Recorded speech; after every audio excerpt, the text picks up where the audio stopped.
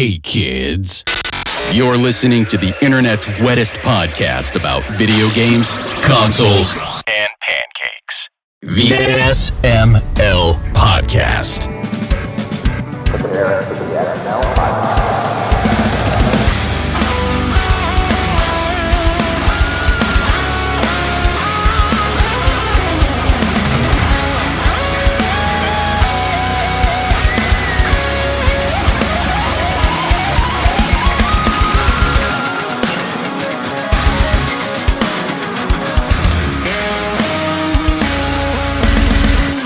Well, I won't be here next week unless we're doing it Monday an early next thing. week. Oh, that's right. Yeah, that's fine. We can do that.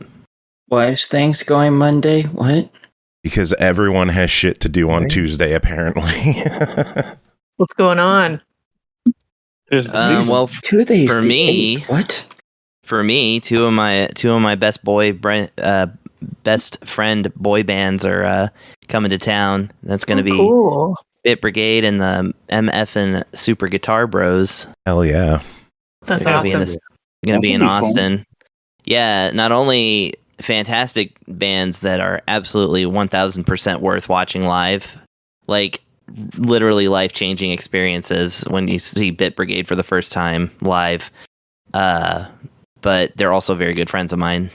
So maybe you know the truth about them then. Do they pre-record the gameplay so they don't have any mistakes on the live performances, or is he actually doing that perfectly every time?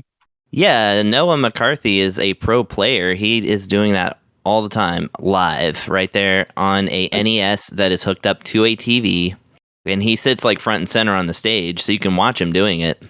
Oh, I was there at one of the shows. They were in Elkton and I watched it and I was like, wow, this is really good. But I couldn't help but imagine he's got to have a bad day, and on that bad day, one of the times I saw them, he straight up got like lost a life like really late in the game in Ninja Gaiden, and which means the whole thing has to get done again. Yeah, that really sets you back, and they just kept it going. Yeah, it's it was exciting even for them to do that. But yeah, he's really consistent is the thing. He used to stream a little bit, and I used to be like the one of the few people in that stream, and I would watch him like play these games over and over and over again. But when I went to see them in February, they had Castlevania and Zelda, and those are both games that back in the day, I remember them being pretty hard for me. I beat them both eventually, but they weren't easy games. And I mean, I would consider but I mean, even I have played through Zelda, let's say I've probably beaten it like 10 times since I was a kid. And I consider it kind of easy now because I just kind of can regularly go back to it. Like I said, I was playing it last week on the Switch when we were, while we were talking. Hiccups you remember at this point, so it's like, I got this, man. Yeah, I got like over halfway through the game just in this podcast, so it's like, if I had the practice, and speedruns are like a thing. It's like it's a map that you learn. It's kind of like, yeah, of course you have to execute, but it's like you learn a very consistent path through the game. And speedrunners often have to like do it like 100 times to even have something going. And they got the disease, so they can do it. Yeah, well, that guy is freaking awesome. I love watching them perform. I'm contemplating going to see them later this year because they're going to be doing the Mario World F-Zero thing. Yeah, I'm extremely excited about that because I remember them talking about getting into Super Nintendo stuff like years ago. So I'm excited that they finally got it going for your show too. Huh? Is that what they're playing at the one you're going to also? Yes, that's what they're touring with. I don't know what Super Guitar Bros will be doing. Probably stuff off the new album, but it's just always great to see them. They're fantastic. I got to see my first ever internet concert, basically, like a concert put on by somebody who's only famous on YouTube. It was a Ninja Sex Party because because Super Guitar Bros opened for them and also played with them on stage, and they were coming through Austin. So, one of the Super Guitar Bros reached out to me to hook me up with a +1. And hey guys, Horror Acolyte's joining this episode. Oh, great. Oh, Whoa. nice. Welcome. What's up, dude? So that was the new person. Okay. Hello. Hello. Howdy. Is this the first time he's been on a Tuesday show? Because I've known about the readings, but I don't think I've ever spoken to him in person before. Oh, first time being on. If you can hear us, is everything working over there? I think it is. Can you guys hear me? Yes. Yeah. Yeah. What up? Awesome. What's up, bro? Oh, not much. Sleepy. Really sleepy. Hell yeah. Understood. Did you ever finish Trials? I did. I finished it around the same time you did, I believe. Okay, because I know I finished it a little before you, and you were like, you don't need to keep playing this with me, so I wasn't sure if you had actually finished it or if it just kind of went the way of the dodo and was left behind in favor of doing other things first. I wanted to get that one done right away. I think it was like Fair. the day after you, something like that. Nice. Trials as in the bike game? So yeah, Pernell, what are you doing Tuesday? I'm just keeping all of this, by the way. I don't give a shit. Pernell, what are you doing Tuesday?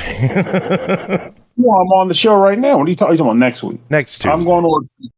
I'm going to a concert for Mass of the Fermenting Dregs in Philly. So And what exactly are they? Because I've never heard of them. I'm trying to think the best way to describe them. They're basically a Japanese band. Some would describe them as being Shibuya-key. But I just know I love them.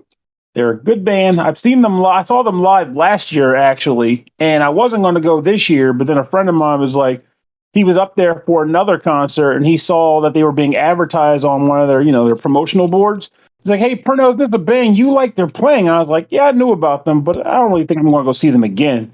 And he's like, I'd go see them if you wanted to go. I was like, you want to go see the band? And he's like, yep. I was like, okay, I'm holding you to it. If I buy my ticket, I expect you to be there. And if you're not, I'll never let you live it down. And I'm not expecting him to be there. And I'm never going to let him live it down. So that's kind of how I operate. I don't expect him to come through. And then when he doesn't, I'm going to just ride him about so you were at the thing you told me you were going to be at. I had told you to buy the ticket. You said you were going to do it. To trust you will buy it. Whatever. But also, if he is there, I'll be happy. And I'll be happy to be wrong about it. And we'll enjoy the show together.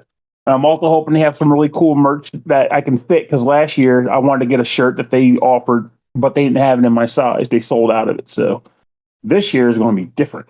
So I know the and feeling, also man. Concerts never have my shirt size. Yeah, it's They're hard. like, we carry up to 2X. I'm like, oh, thanks. Yeah. That won't even work for me anymore. Yeah, I'm trying to keep from not having it work for me. I want it to stay there. Like, I'm at the point now where, oh boy, I better start eating rice cakes and grits, because that's where I'm at. Hey, I started doing that gym thing, so maybe I'll make an improvement. That's awesome to hear. Keep at it. Yeah, I overdid the rowing though on my first day, and now I got golfer elbow. It'll heal though, right? It's just like a temporary muscle pain, right? It's a tendon thing, but yes, it'll heal. I just need to go easy on it next time. Yeah, it's just aggravated tendons, and it makes your arms kind of lock up a little bit. But you got to give yourself credit. You were clearly in the zone if you got to the point where you got this. So I like rowing because back exercises are very fun for me, because I've historically always had a pretty strong back. So I did 100 reps, but I was like, maybe I shouldn't have started with that. Mm-hmm.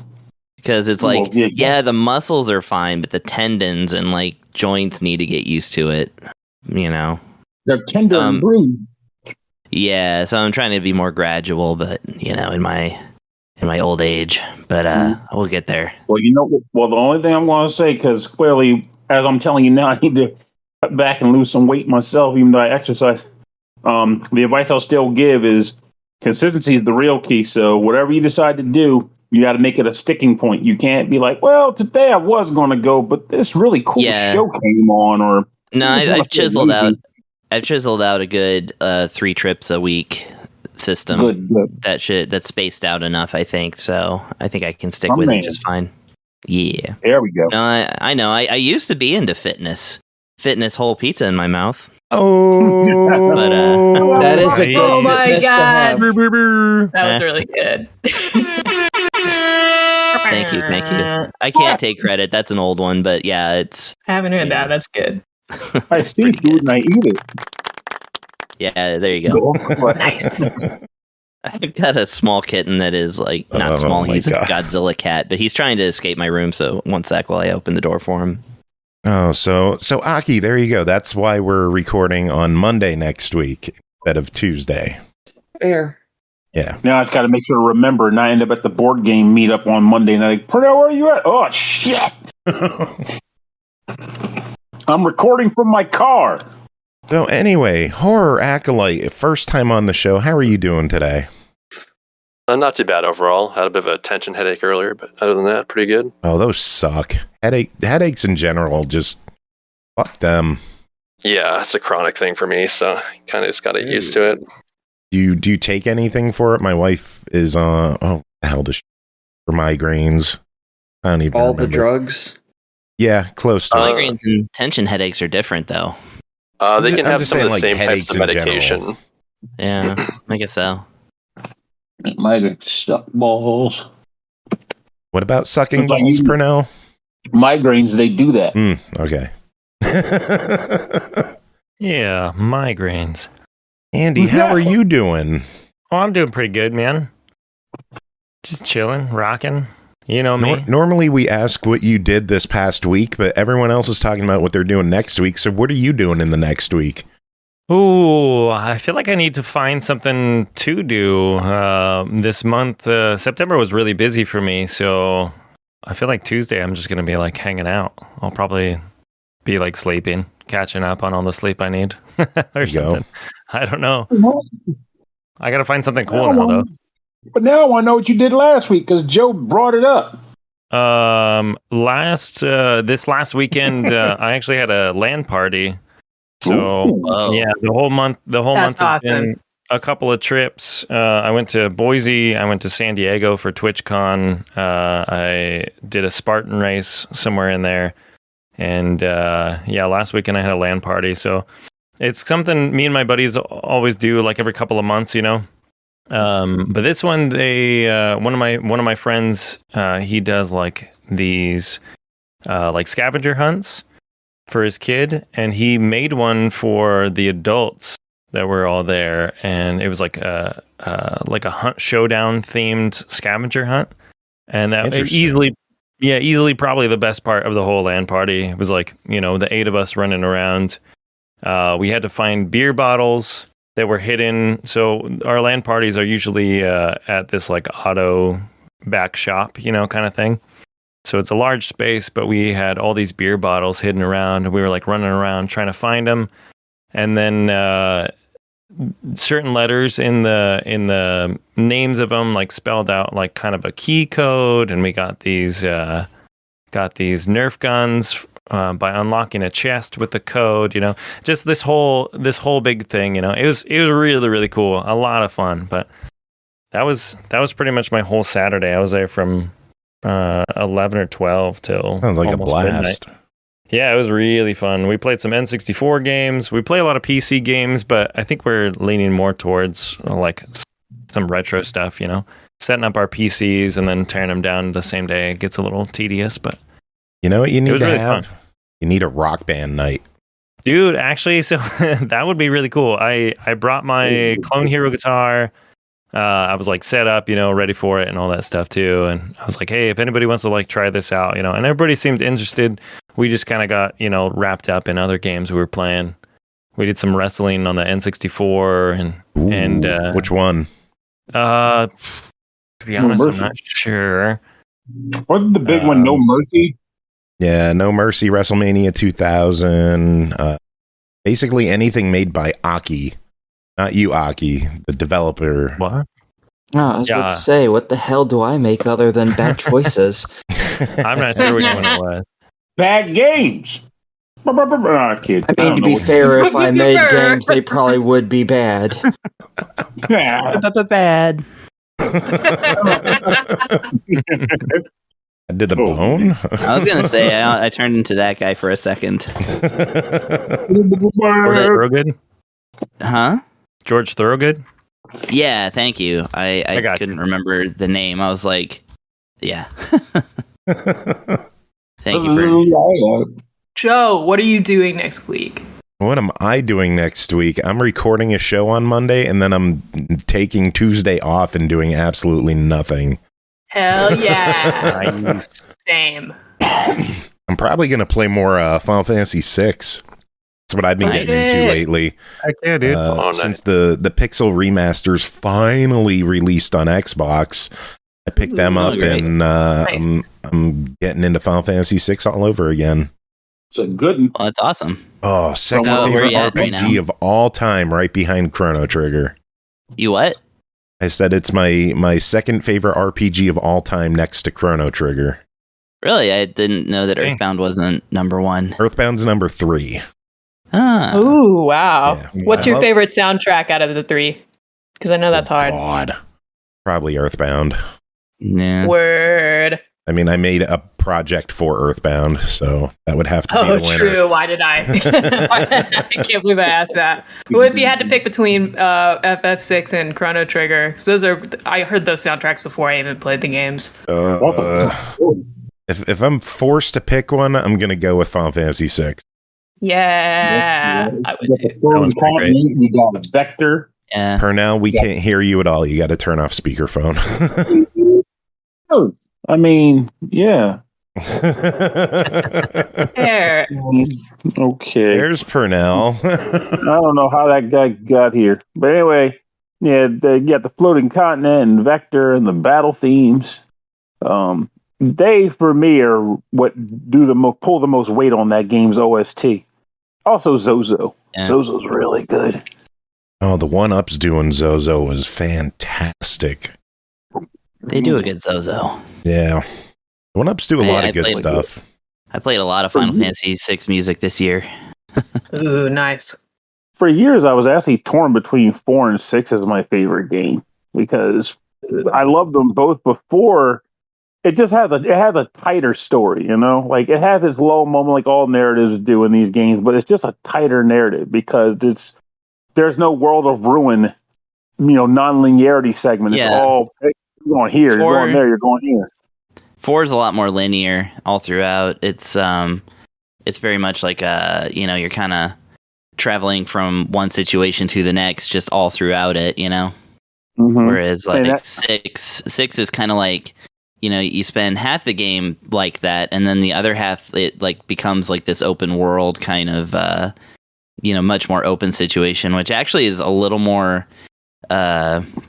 reminiscent of like even like earlier Final Fantasies. Like I got a little bit of Final Fantasy 2 vibes from Final Fantasy 6. That's the thing though, like if you were talking about just pure gameplay experience, I prefer that open element of 6 and going to see where all my favorite party members at. Maybe I can find them. Oh my god, I gotta go into a painting to save this one. Like that kind of stuff I thought was awesome. But it's just trying to lay it out, and that's also why 6 ultimately took the edge, I think, at the end of the day. But by that same token, I'm like, if I start to get like nostalgic for like the journey, as it were, 4 always seems to come out on top for that, just because I'm like, we went to the moon and then we found Riddick just when all was lost. And we're about to get beat up by puppets, and it's like, it's just great. I mean, they're both great. It's hard to. I just the throw open 5 world in there too. aspect of the second half of 6 is just what wins me over, because the first time I played that game, I thought that was the end of the game. And then no, there's a whole second fucking half of the game. Yeah, like wow, the villain won. That's never happened before. I know. What do I do now? That might be also the biggest cool part of it. It's like you get there, like, what does he do now that he got what he wanted? And the answer is he's so freaking daffy. He's upset that he can't do anything else. He's like, what else is there to do? I've accomplished everything I wanted, and I hate it. It's like, well, then we're going to kill you, I guess. Like. It's a great game. Spoilers for Final Fantasy for anybody who's listening, by the way. Don't ruin the game for me. I was on the way to finishing it next week. What's the guy's name? Kefka or something? Kefka. I think the statute of limitations on spoilers for Final Fantasy VI has run up a while ago. No, I know. Yes, and anyway, And anyway, Pernell is not spoiling anything that the game's instruction book did not spoil. Wait, what? The game's instruction book contains many spoilers for like what's to come. I think the manual, the pack and map even had the map of Ruin on it. The world of Ruin. So I was like, well, I know we're going there someday. When are we going? Yeah, people didn't care back then because there was no internet. So all you know is eventually you go to a world of ruin. You don't know why you're going to go there, but you do know the world gets ruined somehow. I think before the internet, storytelling, especially with video games, was such a personal experience that because you didn't have stuff like Twitch or anything, or like forums and all that. It made the word of mouth that much cool. Like going to school with other friends who also bought the games. Like, yo, did you get to that thing yet? Like, what thing? Yeah. When you get there, oh my god! So it's like, it wasn't as big a deal to like know that something was coming ahead of time. It was more like about getting there and experiencing it. I mean, we had weekend sleepover parties where we would just like get an RPG and play through it overnight. That's awesome. Like we did that with Final Fantasy IV. We did that with Final Fantasy VI. We did that with Illusion of Gaia, Secret of Mana. There were so many games we did that shit for. It was like RPGs on the Super Nintendo were a whole level of awesome compared to what we get today. And I miss that game. Like I miss that style of game. See, I'm actually jealous of that. In my friend circle, I was the only one that liked RPGs. Everybody else played like beat 'em ups and sports games. So I was the guy that had like, hey, I'm playing this Final Fantasy game, and like, how do you know what the hell you're doing? Or I don't like the fact that my party members are on one side of the screen and the enemies are on the other side of the screen. And I'm like, I don't know, I just like them. And it was all because my dad screwed up a Christmas present, so I can't complain. That's the only reason I got into RPGs, because my dad messed up a Christmas present. What was he supposed to get? I asked for Final Fantasy Adventure because, it looked like, an action. It looked like Zelda. So I was like, oh, give me that for based on Nintendo Power. And then he got me the Nintendo NES Final Fantasy by mistake. And I'm like, what the hell is this? Of course, I had a general idea because of Nintendo Power, but I was like, why'd you give me this? So I'm like, well, I guess I'll put it in. I have it for Christmas now. And I'm sitting there playing. It's like, I do this thing and a number pops over that guy, and now when I get the sword and put it on him, a bigger number shows up. It's like bigger numbers are better. So I became quite enthralled with the game at that point, and that was all she wrote. Sorry, Brooke, what's your favorite Final Fantasy? Probably 6. Sorry to be a basic bitch. But, same here. You disagree with all of us. I actually hadn't played that. I hadn't played that when I first started being on the show. I'm a late bloomer to that, but actually I started hearing the soundtrack when Carrie was playing it, and I don't know, it just happened for me. Started making some time. So I didn't grow up on the games, which was really Fantasy, then? Huh? What was your first Final Fantasy? Honestly, I don't know if you count it, but Final Fantasy 16. Or is it 14? What's the MMO? 14. Yeah, that's the first one I played. Actually, I was leaving Texas, and I wanted to hang out with friends, and they were like, "Well, here's where we hang out," and I went in that game. I didn't love it. I didn't love Final Fantasy 14, but maybe I should give it another shot sometime. I did love my character. Her name was. Beast. Keep your time. Yeah. I have so many awesome games I want to play. I still need to get back into Elden Ring. I've been putting that off. Same.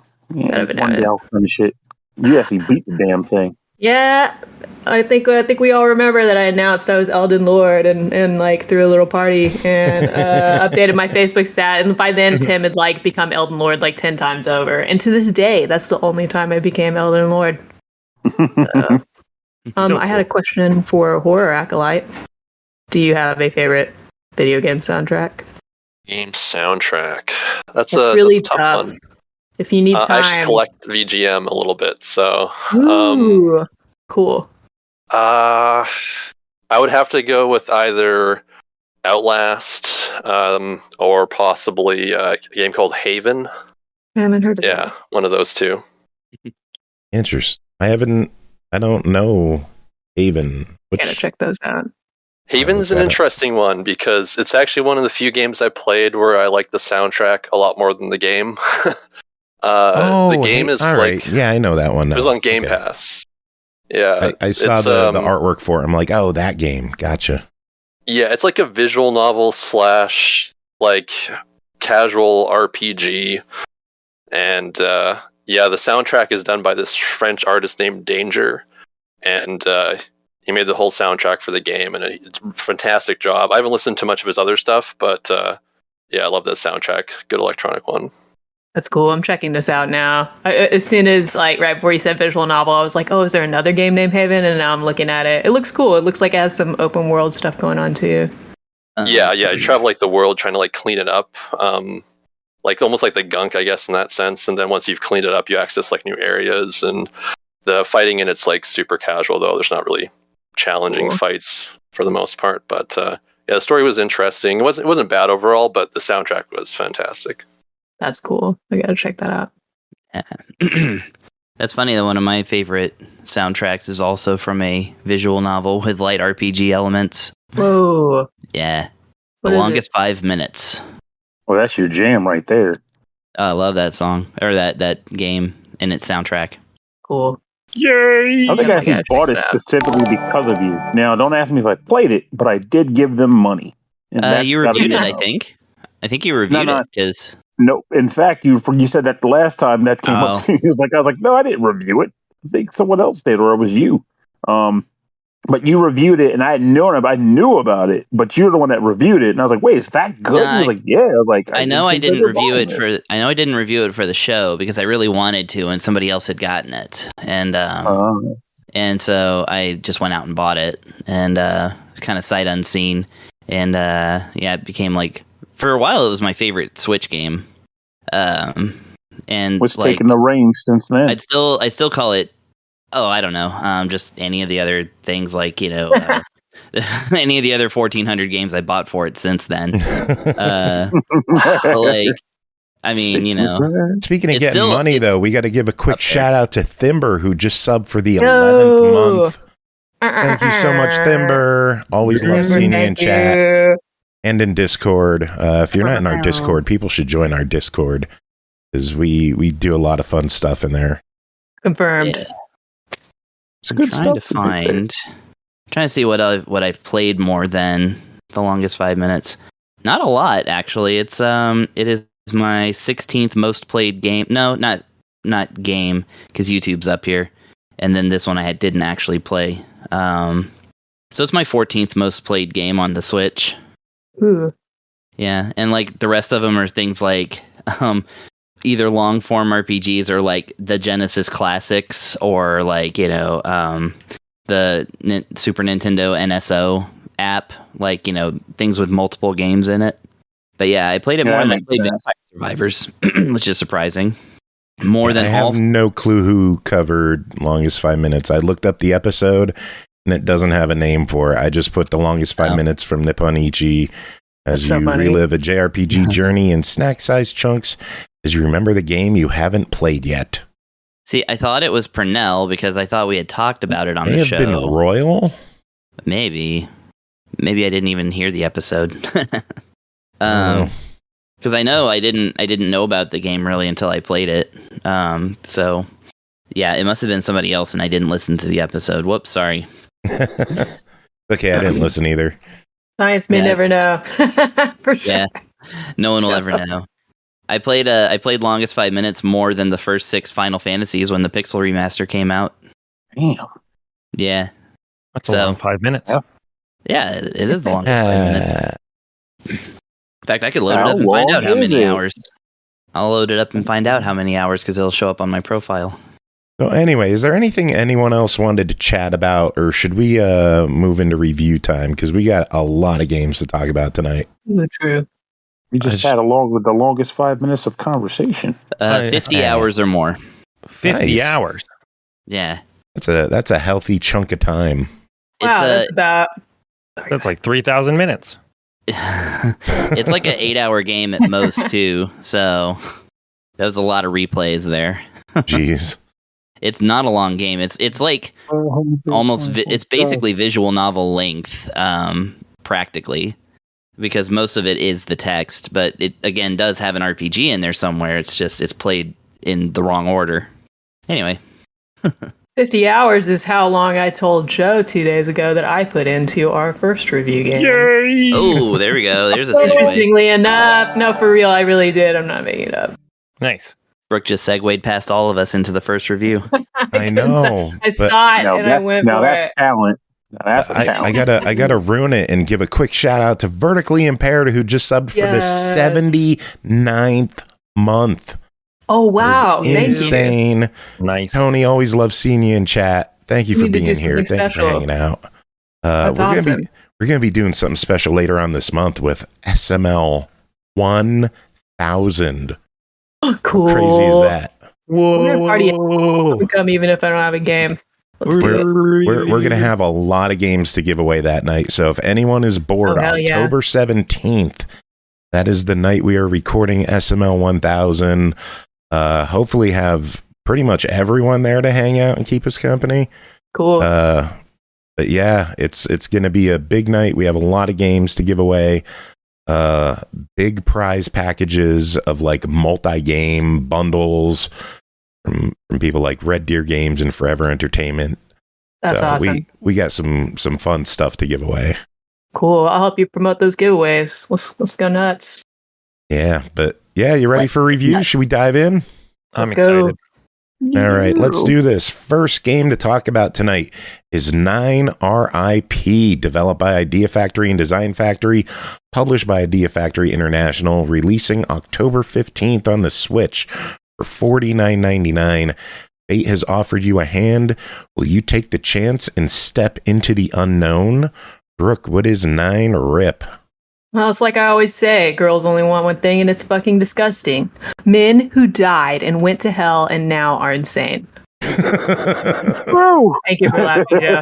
And y'all non-Atome fans are laughing, right? I only heard Joe and Pernell laugh. Can anyone else laugh, please? Okay, don't laugh because I'm serious. This is our second major Atome game of the year alone that does this. They're both bangers. Sengoku Struggle and this game, we get to date insane men who have died and gone to hell. Maybe. Okay, numbers don't lie. Speaking for all women right now, we love this. So this game was really great for me. It was fun. It was meaningful for me. Where do I even start with this? I should start with Chapter 1, which, by the way, please keep in mind all I am permitted to discuss in this review tonight is up to Chapter 1. I'm going to spice it up tonight from the usual format and discuss story after I discuss other aspects of the game I'm rating. On SML here, this wonderful show, we review games for that I review Atome Games for. We have 3 ratings, as y'all know. Buy it, try it, or deny it. I actually made a cute little infographic for Twitter on these ratings recently and how I personally use them because some people were giving me some crap for a certain recent review of mine. You know who you are. Eat rice. It's delicious and good for you. Who's giving you shit about a review? We'll talk about that later because I don't want to eat up more. I actually timed myself for 10 minutes for this one to try to keep it short because I went nuts for this game. But we can talk about that later. I'm going to stick around after the review so we can talk about it later at the end. But yeah, eat rice, and I hope it's well seasoned. I wish you the best. If SML did a star rating for games, let me tell you the category, which marks I would give for each category of this game I'm rating. Let's say we do 5 stars max for each category. Let's start with art. We are highly anticipating this game in the community because it's designed by Yuya, which is one of our darlings. Thanks, Alan Melville. More like thanks, Yuya. Am I right? This artist is one of our shining jewels of the genre. She designed Cupid Parasite for one, and I want to officially go on record saying this game aesthetically is Cupid Parasite for goths. Me, personally, I'm in hog heaven with this. She also did Cafe Enchante, Jocko no Lila, not sure if I'm pronouncing that correctly, we don't have that localized yet. Pub Encounter, aka Dandy Shot. People are always like, Brooke, shut up about Pub Encounter, enough. And this is her finest work yet. Oh, I was going to just interrupt right quick and say that I love the very Brooke juxtaposition of being a goth, describing something as being in hog heaven. Oh man, y'all know I got my country goth swag from rural Florida and Jacksonville. I'm not trying to hide it anymore. But yeah, thank you for appreciating me, Chris. This is Yuya's finest work yet. It's incredible. Even after I saw marketing materials for this game, I'm so attached. I did not think I could like the art more than Cupid Parasite. I talk about this game a lot, but I love the art in this game so much more than that one. It's an achievement. This is her visual novel magnum opus to me. Now, she's a lot of folks' favorite artist for these games. But with this work under her belt, we see truly this artist has grown. This may have my favorite visuals. I'm talking character design, which is most important to me of all the aspects of art in one of these games, but also background and UI. Oh my god, the LI and the UI in this game. People are going to look at this game, screenshots for marketing, and be like, yeah, of course Brooke loves this, she loves it. It's got a lot of black and hot paint going on. But I'm going to call it. This is going to end up being a lot of people's favorite Otome games aesthetically. They knocked it out of the park here, and the budget's there, but the design is there too. This artist had a vision that is at once a combo of things I love that I've never seen put together this way, and at the same time is just severely in touch with what's hot right now, especially in the genre, and what the people want. You ever eat something so good, you're like, damn, I didn't even know I wanted that, but that hit the spot perfectly. That is this game's art and UI. So if you're anticipating Yuya's new work like I have been, you are not going to be disappointed here. But we all hate it when we put on auto in these games because it never looks good. It really takes away from the game, but auto can be a nice, relaxing way for a lot of us to play and sit back and treat it like an anime. The auto looks so good in this game, I'm going to cry. I'm not even going to ruin it for you. And I don't have time to talk about how incredibly the blinking cursor of this game is worked into the rest of the design. You're just going to have to check it out. Art for me is 5 stars. Music. I don't want to talk about it too long. This is 5 stars for me. Amazing Halloween-y music. It's kind of goofy. It's really creepy. It's really jammy. I've been putting it on, listening to it all day. I'm now at over 50. Weenie. Welcome to Wienerville. I have been jamming this. If you see, so I told Joe, I was like, I'm at 50 hours of this game. I'm at 50 hours of playtime. I'm at about 70 if you consider I've been playing the soundtrack extra. Recently, I had a really cheesy little, it's fall gathering at my house. And we got really like spooky, cute pumpkin with it. And I popped on some lo-fi Halloween music and it was a jam. It was like a spooky time, but a groovy, fun time. We had such a blast. I am actually going to put on this soundtrack next time my partner's friends come over for board games for that because they're not even going to know this is an Otome soundtrack. It's got pretty much the same vibe. Now I want to talk accessibility really quickly. 5 stars from me. Most Otomes are accessible AF. They're visual novels. I am going to limit myself to 10 minutes to talk here. I want to talk about accessibility more on Twitter later if y'all want, but what really stood out to me, excuse me, my allergies are crazy right now. 1 second. What really stood out to me about this game, I really liked how they allow you to see which effects and choices mean what with the LIs. There are other choices too, not just affection. You have a sanity meter, for instance. This game is not going to be challenging for your average Otome player. Anyone can play this. But they don't give you answers to the whole game, but they do give you answers to what the love interest you're pursuing likes, if you want. And I appreciate this. Don't ever try to guess what men want, ladies. It's a losing game, especially the fictional ones. Take it from me. Dude. So, take it from me because I love you. Speaking of love, I can't believe I wrote my notes, but I have to just go for it. Let's talk about our favorite category, love interests. Love interests for me, 97 out of 5 stars. 5 stars. The love interests are what they're all about. What's the math behind 97 out of 5? We'll discuss that later as well too. I'm kind of getting a little distracted here. This game killed it in love interest. It might be my favorite, just as far as like love interest and romance alone. I have my faves in games that I'm completely obsessed with, and I can't put any of the characters in these games like necessarily above my all-time faves yet. But this game just killed it, and like. The Doki Doki department. No pun intended since they are all dead. This is an even bigger achievement to do this across the board for this game because we have 9 love interests in this game. 9 RIP, 9 rest in peace. Laughing my ass off, by the way. Us Otome gamers, we all of our games discuss trauma for a reason. We've been hurt before in the 9 love interest department specifically.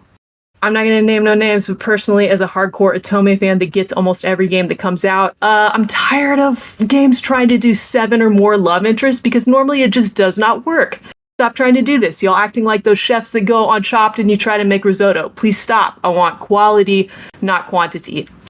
That's what I thought before 9 RIP. Now I don't even know what I like anymore. All 9 routes in this game are fire for me. Like, every one of them. Even the Kudere and the Sundaries and the super young-looking guy who really surprised me how much I loved him. Minami. That route was amazing. I've never felt this way about a game before. And I don't need to I've made it very clear I don't need to like all the routes of a game to consider it a masterpiece. So I didn't see this coming. Earlier, I said I wasn't going to name no names. I lied. Charade Maniacs and Norn 9 have 9 routes too. But all the routes in this game are really well developed, and I think everybody's going to objectively love all of them, even if they don't get crushes on the characters. I not only like all the LIs in this game, I like the side characters. 9 isn't even enough for me in this game. I'm also trying to talk to my female best friend from school, which is awkward, and she really reminds me of Raoul from Cupid Parasite. And if you liked Raoul, you're going to love your best friend at school. And I'm not proud to say this, but I also have a crush on my really cool older sister in this game. She's just so dreamy. But let's talk about the real non-unrequited romance, which I'm realizing I wrote down like that, which is crazy. I'm not thirsting for side characters in this game for a lack of romance in this game. This game's heavy on the spectrum when it comes to romance. We've got tons of flirting and more real relationship developing moments of being like together and falling in love, and even some stuff after that happens. And we don't see that in a lot of games. This game, my heart is just like pitter-pattering to death over here in every single route. Seiya's my favorite, and Seiya's route, a lot of people are looking forward to him. He's my favorite, he's my first route, and my heart's beating out of my chest the whole time. But even though Seiya may be my fave, in each route, truly, I'm like giggling, kicking my feet, getting butterflies, like carving my name into my own arm with a knife while crying, everything. But I mean, Toyo, for instance, isn't my type. Kureha, Karakara, normally not my thing, but I was just screaming so early on in both the routes, so I really think people are going to enjoy the romance aspect of this game. One last thing I want to say about the LIs specifically is we get their POVs throughout the common and character routes as well. This is kind of rare. I personally love this, and I really love it with this game. It really adds a lot to the development of romance in each route. So let's wrap up with discussing story for just a minute. Story, 5 stars for me. I laughed, I cried. I sad and I happy cried in most routes. I know they call me the hype man who cries a lot, but this is a new one even for me. Here's the setup of the plot. We live at home with our mom and our older sister. Our father passed away, and we agreed to go to medical school to become a wonderful doctor to follow in our late father's footsteps, like our mom's forcing us to, but we don't want to do that. But the anxiety is eating us up inside because we don't even have a reason that we don't want to do it. We don't know what we want to do, but we know we don't want to do that. One day in school, they give us a paper where we fill out what job we want and what college we want to go to. And all we can bring ourselves to do is write our name on the piece of paper. Kind of starts feeling like that's all we've got going for us. And when we look at that piece of paper, we feel like we're nobody. And from here, we're going to end up meeting LIs because we will either, depending on our choices in the intro and chapter 1, A, be spirited away to hell by a god of death who is stalking us. Here we may meet the Grand Warden of Hell, or a demon who has also been, you guessed it, stalking us. Brooke, you're so happy right now. If you guys like a little bit of like predatory, aggressive LIs, this game is definitely going to satisfy you in that department. They're not all like that, but when they are, it's really fun in this game. Or B, we will be meeting LIs as a mortal girl in the mortal realm, but they're not mortal, they're ghosts. We see dead people. Let that sink in. And a lot of them are famous ghosts from local urban legends we have heard about before in the game. There's another way that we can meet LIs in Chapter 1. I have removed this and decided not to discuss it because I went into the game personally blind, not knowing this could happen, and I was thrilled. It was really cool, and I don't want to ruin that for anybody that might be able to go into it blind. So, not only obviously I love the way this game treats female characters too. I love the LIs, but I love the side characters, and I think the female characters are treated in a way that makes them funny but keeps it respectful. If you couldn't tell by how I freaked out earlier about my sister, sorry about that, by the way. Even our favorite people in this game, everybody's also got their dark sides. And boy, do they. Yuya is super influenced by JoJo's and Persona, even just visually, by the way. Now we know this game has dark themes of death. We do go hard on those at times, I'm not gonna lie. Yet more than anything else in this review, I must stress, this game is a really easy read, like you can binge read the crap out of this game. I talk about having focus problems for games and how I navigate that. I don't have to do that with this game. And even when this game hits hard and does get gut-wrenching, it feels really worth it, is the best way I can put it. You're never like, wow, why the heck did I play this? I feel horrible now. And if you play anime games, this is a real fear for us, even with our faves. So before we wrap up, to qualify what I have just said and the bold claims I'm making here, since I can't discuss past Chapter 1, let's compare the heavy topics aspect of this game to Verge Evermore, which we reviewed on the show last year. If you're an Otome fan, you're aware of this major title. Verge sometimes felt like the sadness was over the top and didn't have a purpose. Indeed, some folks call Verge Evermore the emotional torture porn of Otome games. Hold on, I'm receiving a message from my assistant. Apparently I made that up and nobody says that. Okay, heard. Another reason I want to compare it to Verge and other games, which I loved. I really adored Verge, and I spent so much money on CN merch. It is embarrassing. But for me, even though I love that game, Verge really takes 3 routes to get going. 9-RIP does not. Bam. We are in there. I enjoyed almost every second of this game, from the very beginning on. The story is hilarious, yet it is suicide heavy. And in this game, much like in Christian lore, if you commit suicide, you do go to hell. Now, in this game, hell is not the endless torture fest of Christian lore. But we still use this setting and the main character's perceptions of it compared to what she heard before going there as a vehicle to explore themes like death, grief, regrets. At times, hell is also treated as a bit of a prison for dangerous souls, if you will. It has this in common with Tengoku Struggle, which we reviewed earlier this year. But Tengoku goes a lot harder on the prison sort of elements, and there's a very Christian reminiscent eternal constant torture going on in that game. Speaking of Tengoku, which received much popularity and praise this year, remember how Tengoku Struggle got an amazing rating from me and pretty much all other Otome reviewers? Why did he get such a wonderful rating? It gave us a refreshing mix of horror, death themes, but also lots of comedy. Dead guys in hell, but also laugh your ass off the whole time. We love this. I loved how Tengoku Struggle delivered in this department this year. But for its sake, I'm glad that 9-RIP is coming out now much later in the year. Because in my opinion, this does this vibe so much better, which surprised and impressed the crap out of me. I would recommend this game before Tengoku if both were on the table all day. This is one of my favorite games now. Closing out this review, I bought the LE to this game already. I purchased the limited edition to this game when I was less than 1 complete round to this game. I gave Tengoku a buy it on the show, but I didn't feel like I needed to buy it extra, to have it on top of the review copy. But I now own this game twice, or I will when the LI gets here. And Joe, I know I talked so much because I love this game, and I think this might be my Otome game of the year this year. But pretend that you don't know what I'm going to say and ask me what I'm going to rate this game, just let me say one thing. Say what you need to say, girl. Everyone must enjoy this modern game. Stares at Chris. Stare. Everyone must find this game. That's very funny. Everyone must enjoy this modern game. I don't know why, but I just gave this review a secret Rice theme for you. And I just had to. I loved it. Yeah, Everyone must enjoy this modern Rice. Everyone must. And if you don't, it's legal to not enjoy this game and buy it. I will come get you. Joe, thank you so much for getting me this game. This blew my freaking mind. And I'm so glad it's going to come out right before Halloween because it's the perfect Halloween game to play. Really love this one.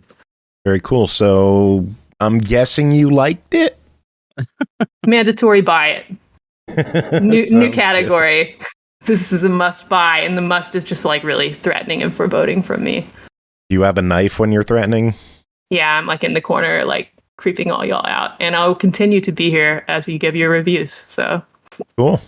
All right, moving on. Next game is Ravenswatch, developed by Passtech Games, published by NACON, released out of Steam Early Access September 26th for $24.99. Fallen heroes of old folk tales and legends, you are on the verge of a crucial battle against the nightmare invading and corrupting your world. A roguelike action game from the creators of Curse of the Dead Gods, playable solo or in co-op. Andy and Pernell, both of you played this. Who wants to start? I request Andy because I got a review for you. All right, yeah, I'll go first. That's totally cool. I actually, Joe, you remember this? Joe, you got me a copy of this like way back in April 2023. That was so long ago. I've been on this show for a long time. At least a year and a half, dude. You thought it was only like 6 months, but it's been a bit. It's been like 2 months. That's it. Yeah. No. That's how it feels to me. Like, to me, Brooke has only been on for like 6 months, but it's been so much longer than that. But like, my concept of time is gone now.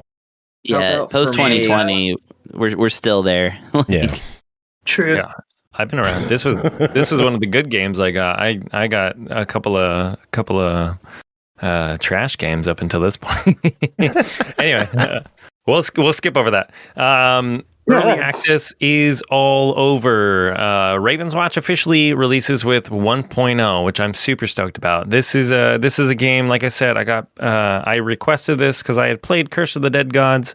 I thought Curse of the Dead Gods was awesome. The art style, the animation, the The soundtracks. Also, you guys never asked me what my favorite soundtrack is, and I will tell you. What's your favorite soundtrack? Top Gear for the Super Nintendo or Castlevania 4. Nice. Oh, That's a good callback. I can't believe none of us. We all forgot about Castlevania. Oh, I never forget about Castlevania. I bought the big limit. I broke my rule and bought the big ass limited run edition of Castlevania Dominus because it comes with a full CD soundtrack for the games, and having a full CD soundtrack for Order of Ecclesia is absolutely something I want to have in my life.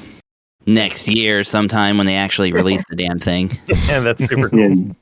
Soundtrack for what I want. I love Top Gear. When I was last in a retro video game store, I heard that arpeggio going off the over the speakers, and I was like, hell yeah, yeah, dude. So I used to play that all the time just for the soundtrack too. And one of my buddies, actually, I didn't even know it was possible, but his brother somehow burned a soundtrack for me as a kid, and I was like, oh my gosh, this is the best thing ever. Awesome. Yeah, it was super cool. That was the start. Now I'm all into music. But anyway, back to the game we were talking about, Ravenswatch. We'll detour a little bit here. No, Ravenswatch. Honestly, when I first got it, I thought it was awesome in early access. Yay! I mean, there wasn't much to it. It was a couple of characters from Storybook Legends. Joe, I think you got a resub too. We did. RaiderBiz just subbed for the 30th month. Thank you so much for hanging out and being here. Enjoy the emotes. Enjoy the kitty cats. Enjoy the bonus entries for our giveaways. That fun stuff. Yeah. But yeah. So base game was pretty short content. There was one chapter, so one area that you do, one boss battle. Couple of characters, not a lot going on, but still, even then, when it released in early access, I thought it was a banger. It was I think it was a must get back then too. So, but since then they have added new worlds, new chapters, new enemies, new bosses, lots of new characters, story, lore content, all kinds of things to improve the whole gameplay aspect too. And the 1.0 release actually comes with a new character too, Carmilla the Dampier, which is like a day vampire. But anyway, so Ravenswatch is a top-down action roguelike. It is based in the dreamland of Reverie, which is the home of living tales and legends, using now 9 characters that are available. I think it was 5 maybe when it first came out, but using one of the 9 fairy tale characters available, some of which you need to play through the game to unlock. You'll venture solo or with up to 3 friends, 4 in total, into the now corrupted lands, pushing back the evil as a member of the Ravenswatch. You and your team will have 3 days and 3 nights. It used to be originally, I think it was 5 days, and I've played this for the last year with friends too, so I've gone through all the changes too. It's 3, 5, 4 across the game's current 3 chapters. I say current because the developers plan to add more chapters, more worlds, more bosses, all kinds of new content to the game as well, in order to gain as many levels and magical items available before you face off against the chapter's master nightmare. Each character is crafted to play off typical action class types. So you've got your long range debuff in the Pied Piper. He summons rats and does kind of, like I said, the long range attack. He puts down a little circle to debuff any enemies coming your way, which can sometimes explode. Your support class with Melusine or Aladdin, they kind of give you extra abilities and stuff like that. You have kind of your tankier character in Beowulf, who also has a wyvern which flies around and torches everything. It's really cool. A rogue and Scarlet, who is your Red Riding Hood character. And she actually changes. So there's a day and night cycle, which I'll get into here shortly. But Scarlet changes into a wolf at night, which is super badass. Or your Necromancer character too, and Geppetto and stuff. So they're all based on fairy tales, which is really neat. Characters gain new abilities each time they level up. And as I mentioned before, just a second ago, they are affected by the day and night cycles with like Scarlet's being her bad case of lycanthropy? Lycanthropy. I think so. Yeah, she turned into a wolf. So there. But yeah, so the game itself is like a really fun grind. Lycanthropy. Lycanthropy. There we go. Okay, I put the emphasis on the wrong syllable. So the game itself is kind of a fun grind. You start off in a safe zone. You can kind of reflect your talents or like purchase or upgrade like new talents, for your character. A randomly generated area map will showcase a few surrounding key points. So, for example, you might see like a chest or a grimoire or a vision tower, even like an optional boss, or sometimes you can see the Master Nightmare, which is that chapter's main boss itself too. And if you want to, if you're feeling froggy, you can go straight for the Master Nightmare, and just take on that battle. All the areas are surrounded by enemies. As you wander through the map, there's tons of enemies, tons of different enemies. I think there's over 50 in total. You get rewards from completing challenges and side quests and things like that.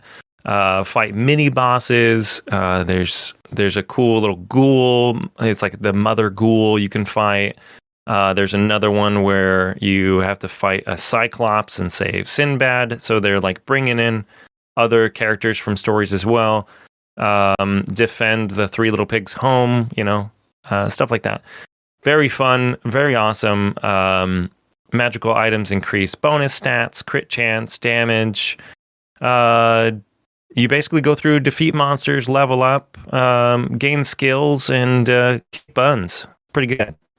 Let me pass it to Pernell so he can talk too.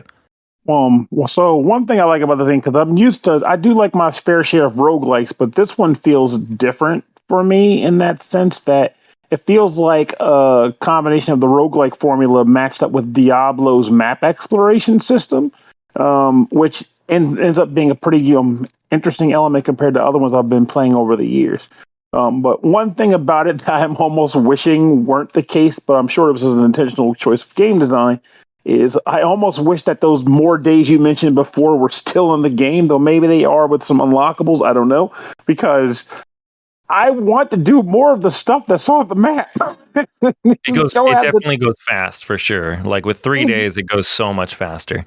It goes so damn fast. I'm like, oh, well, I just try to do a quest just to help a man build his house with wood. It's like, go track down wood to help me build my house. First of all, he gets killed before long. You don't even realize until the thing just says, you're almost out of time. Like, I didn't know I was being timed for this. But it takes like a whole day just to amass wood for this guy. And then you're like, well, there goes one of my 3 days right there for one side quest. Hope it's worth it. But like, you just want to do more than what's available to you.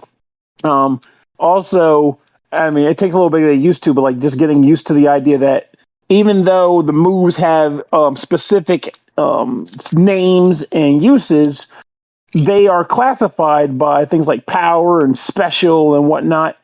And you just kind of have to get used to it through repeat plays of what those things are, because whenever you get updates and buffs, they all refer to the moves by way of their type. So, like, for example, Snow White had a thing where when she uses one of her specific moves, it generates a snowball when you get this upgrade. But it didn't say when you do like Ice Smash, it just said when you use power move, you get snowball. I'm like, what is the power move? I don't know which move is the power move. But that's also just from, lack of play. Another thing I like about this game is that they have in addition to the difficulties themselves, which you unlock as you play through the game, there's also like these modifiers that they provide where when you go into it, there's like, I might be misreading this, so help me if I'm wrong here, but there were like multiple tiers where it would give you a combination of effects. And based on those effects, it would determine how well your score would play. Like you either get reduced points or increased points because of, whether they're beneficial or negative for your run. But it kind of adds a little bit of, okay, well, I've been playing the hell out of this character. How do I make this more entertaining for me aside from just jacking up the difficulty? Well, here's some buffs and some debuffs to make the game a little bit more, difficult for me. I like that aspect of the game, too. It's a lot of fun. I do enjoy how unique the different characters are. Just for the record, my favorite character is Snow White the Snow Queen, because I want faster characters and everybody's pretty slow. But the Snow Queen has a move where she kind of ice skates around the map and also damages enemies when she does it. So I just like doing the idea where I chain around by ice skating around the map, freezing enemies and doing damage to them. Then I stop and do the ice howl move, which just blows a cold wind at everybody. And then I just snap my fingers and everybody explodes. It's a very cathartic, string of moves that you put together there. So very cool character. Yes, she is. This is a good game, honestly. I think it's a lot of fun. I only wish I had access to the much lauded multiplayer, because I am soloing on this thing. And I can just see the potential for engagement where one character can, like, for example, I can just chill enemies so Scarlet can run around with her slow werewolf and just maul them while they're kind of iced up a bit. And then when she's done doing her thing, I just explode them with the thing. Like, it's a good combo effect with certain moves and different characters that I would like to see happen. Sure, I can tell you on the multiplayer side, since this came out too, me and my buddies all got it. They were all big fans of Curse of the Dead Gods as well, so this was an easy buy for them. And we're always looking for multiplayer games too. So I can tell you that it is very like interesting finding builds that like work together as well. Like I mentioned, each character class kind of has their own. Like you have like the rogue, the tank, the kind of deep character, summoners, and it's cool how they kind of touch on those without directly reflecting it as well, and then finding a team that works well enough together so that you're not all like super tanky characters, but like nobody's able to really like take out the boss, or like do anything like that, or you're all like slow debuff characters, and stuff. It's fun how they kind of throw that in there, and I know there's definitely characters that they are planning to release as well. There's a big developer like list of things that they want to do. They've been very involved with the community as well, which I find super cool for a game like this. Well, sounds like you two enjoyed it. We got to talk price. It is $24.99. What are your thoughts on that?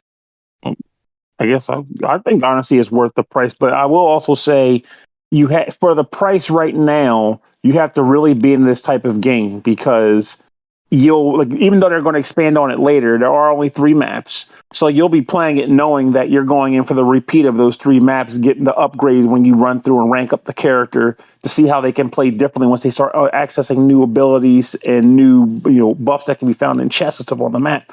So if you're the type of person that just needs constant new stages and just that level of progression, as opposed to just engaging with the characters on the map that they provided, you might want to wait for some of the upgrades. But if you're okay with getting the most out of what they give you and making these characters into your own and finding your favorites and leveling them up, there's a lot of content here for that.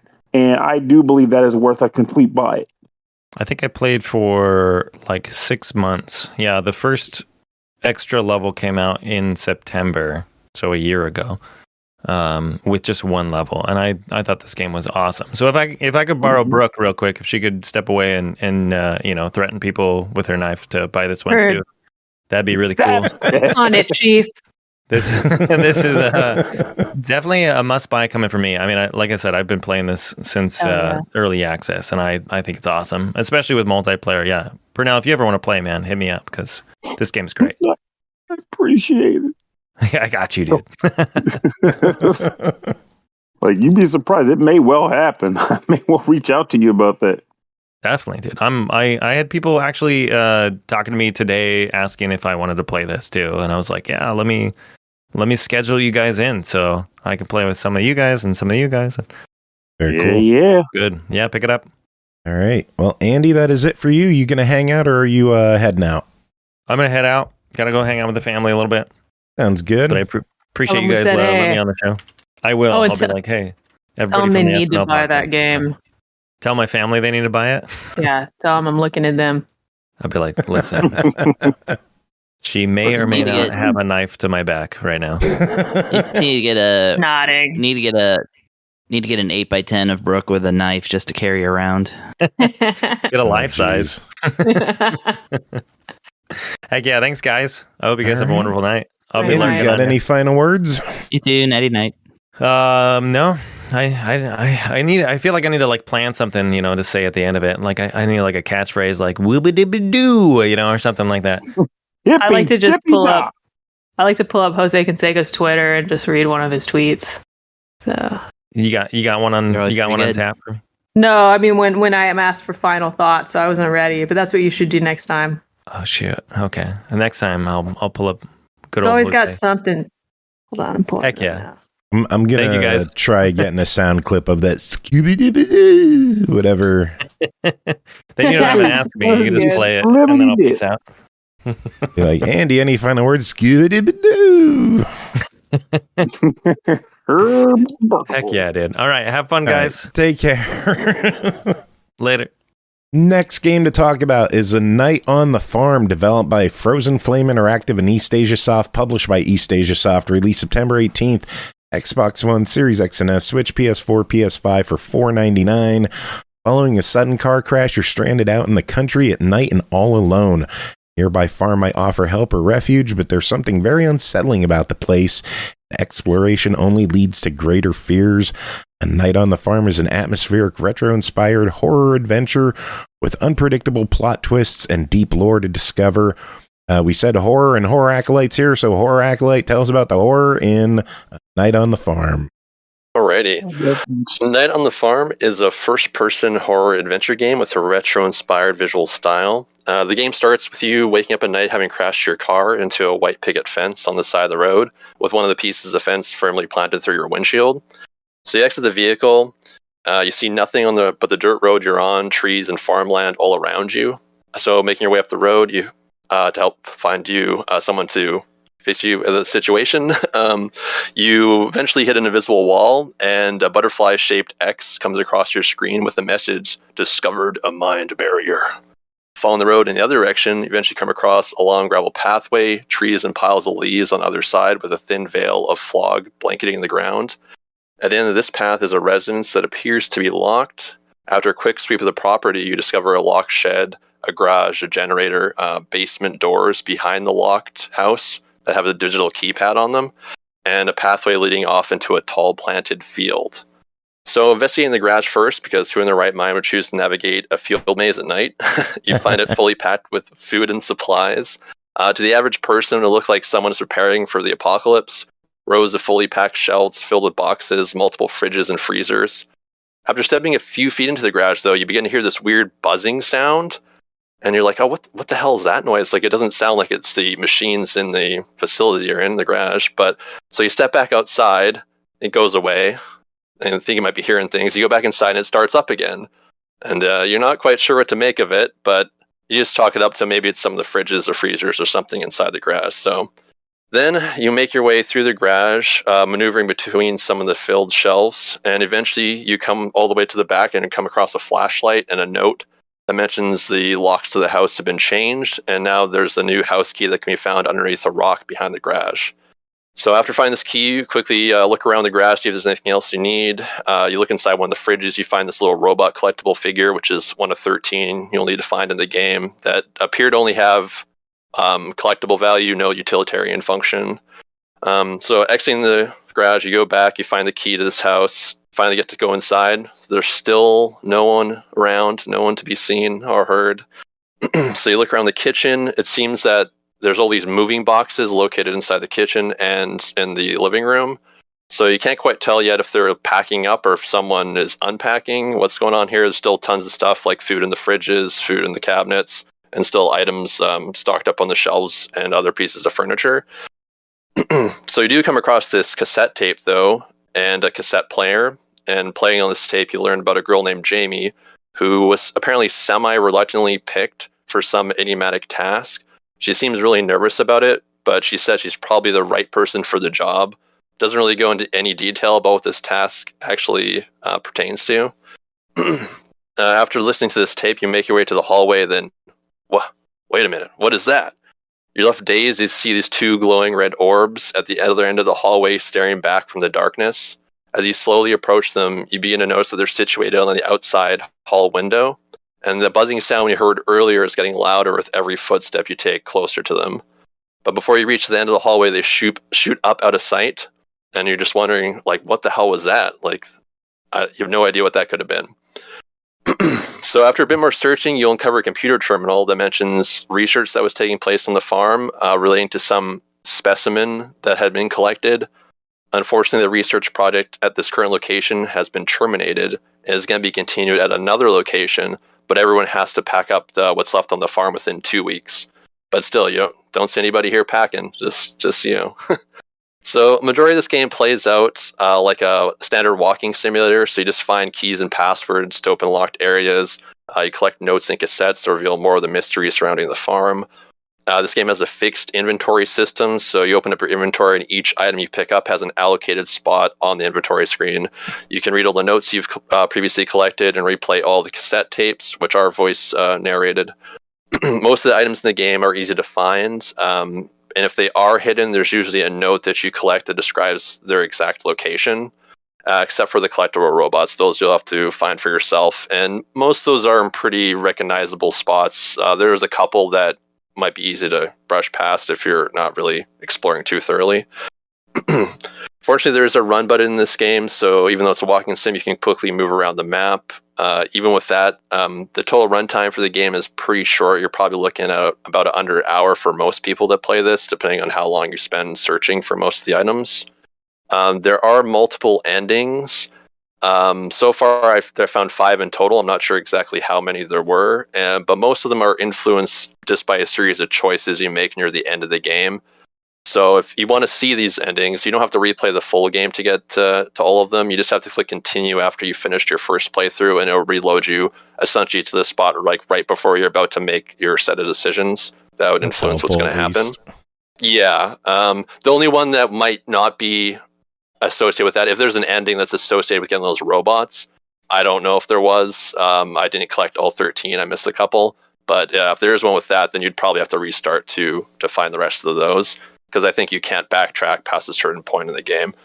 But yeah, most of the endings, you can get right at the end after you make a series of brief choices.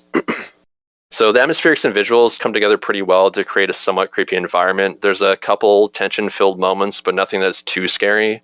There is one section near the end that has you navigate in this kind of dark area without your flashlight. And I'm not sure if it was just my TV, but the area was like really dark, and I was kind of getting frustrated with being able to navigate around this section. And that's coming from someone who plays a pretty good number of horror-themed games that leave you in the dark. So I was kind of surprised at that. The ending was I felt a little anticlimactic. I don't want to go into specifics about that. It does have some interesting concepts it presented, but I feel like they could have been kind of presented in a more effective manner. But yeah, some things to think about. So unfortunately, I can't really spoil too much more about how the game plays out without ruining kind of the experience. So yeah, there is a good mystery there at its core, but I felt like it could have played out a bit better. It was a pleasant enough short horror adventure, though, even though it didn't really have as much to stand out as I would have anticipated. There was enough here to kind of satiate fans of the genre, but nothing too scary. So if you're looking for something that's a little more on the chill side, but with some horror atmosphere, then this might be for you. Ultimately, though, I'd probably give it a try it rating, or considering like the $5 price point, fuck it, why not at that point? Makes sense. Yeah, that sounds pretty good. $5, not bad. So retro, good stuff. Is it like PS1 retro or PS2 retro? Like what are? Yes. So it's like a more polished kind of like PS1 era aesthetic to it. Like definitely pixelated. You can see if you like really look at the environments, but it's kind of like clean cut. So it's definitely got some modern aspects to it. All right. Well, Horror Acolyte, that is it for you. Are you going to stick around, or are you going to head out? I'll be lurking here in the shadows. Sounds good. Before you go into the shadows, I have a question for you. Since you have a name as Horror Acolyte, you are known as the guy that knows the horror games on the show. And we have just entered Shocktober, and I'm trying to figure out some horror games I want to play. I'm thinking about Them and Us and Alan Wake 2, but I'm curious, what would be some games, maybe 2 or 3, that you'd say, get in on this bad boy for Shocktober if you Love haven't this played question. It's a great question. That is a good question. Is there a particular like aspect of the horror genre you like kind of like walking sims, like survival horror or psychological horror? A little bit of both of those last two. I've done the survival horror, I've done psychological horror, and I've had enjoyment in both genres before. So, like I've enjoyed, like I guess walking horror would be sort of like those Until Dawns or that one game I reviewed at the end of last year, The Devil in Me. But I've enjoyed that. Or those two, but then I also enjoyed the Resident Evil games and Fatal Frame games. Let's just say I like horror shit. So if you want something off like the beaten path slightly, I would recommend one called Stories Untold, which is a game I don't really hear much about. It's developed by a company called NoCode, who's also doing one of the upcoming Silent Hill games. And Stories Untold is kind of like this. I don't want to say too much to spoil it, but it's like built off old school text-based adventure games, and they kind of add like some modern aspects to it. And usually it goes on sale for like a couple dollars on like Xbox and Steam. I'm sure it probably does on PlayStation as well. But yeah, that game was. I was surprised how much I liked it because I wasn't expecting to enjoy it at all. Yeah, that one's really good. I'm sure you played the Outlast games. As I mentioned, that was one of my favorites. Outlast was the shit. Yeah, that's one of my favorite modern horror games. That one's fantastic. There was another. I guess it's kind of the same. Pernell, Stories Untold is on your wish list. Yeah, I just put it there. Oh, That's amazing. Oh, I LOL. clicked on the store. I went to the store page, and it's like one of your friends wants this game, Pernell. Y'all work fast, Yeah. both of you. Oh, I asked this Say, question in Pernell, in all seriousness. That is what I call active listening. Damn right, I don't play. Yeah. And also, speaking of Outlast, I think Outlast was a game I reviewed for this show, and I played through the entire game in one sitting. And if I didn't review it for the show, I ended up buying it anyway and played through the entire thing on Easter Sunday. And when you get to that Reverend guy, it was pretty fitting. So I put that on the list, and I've played Outlast. Any other one you can think of off the top?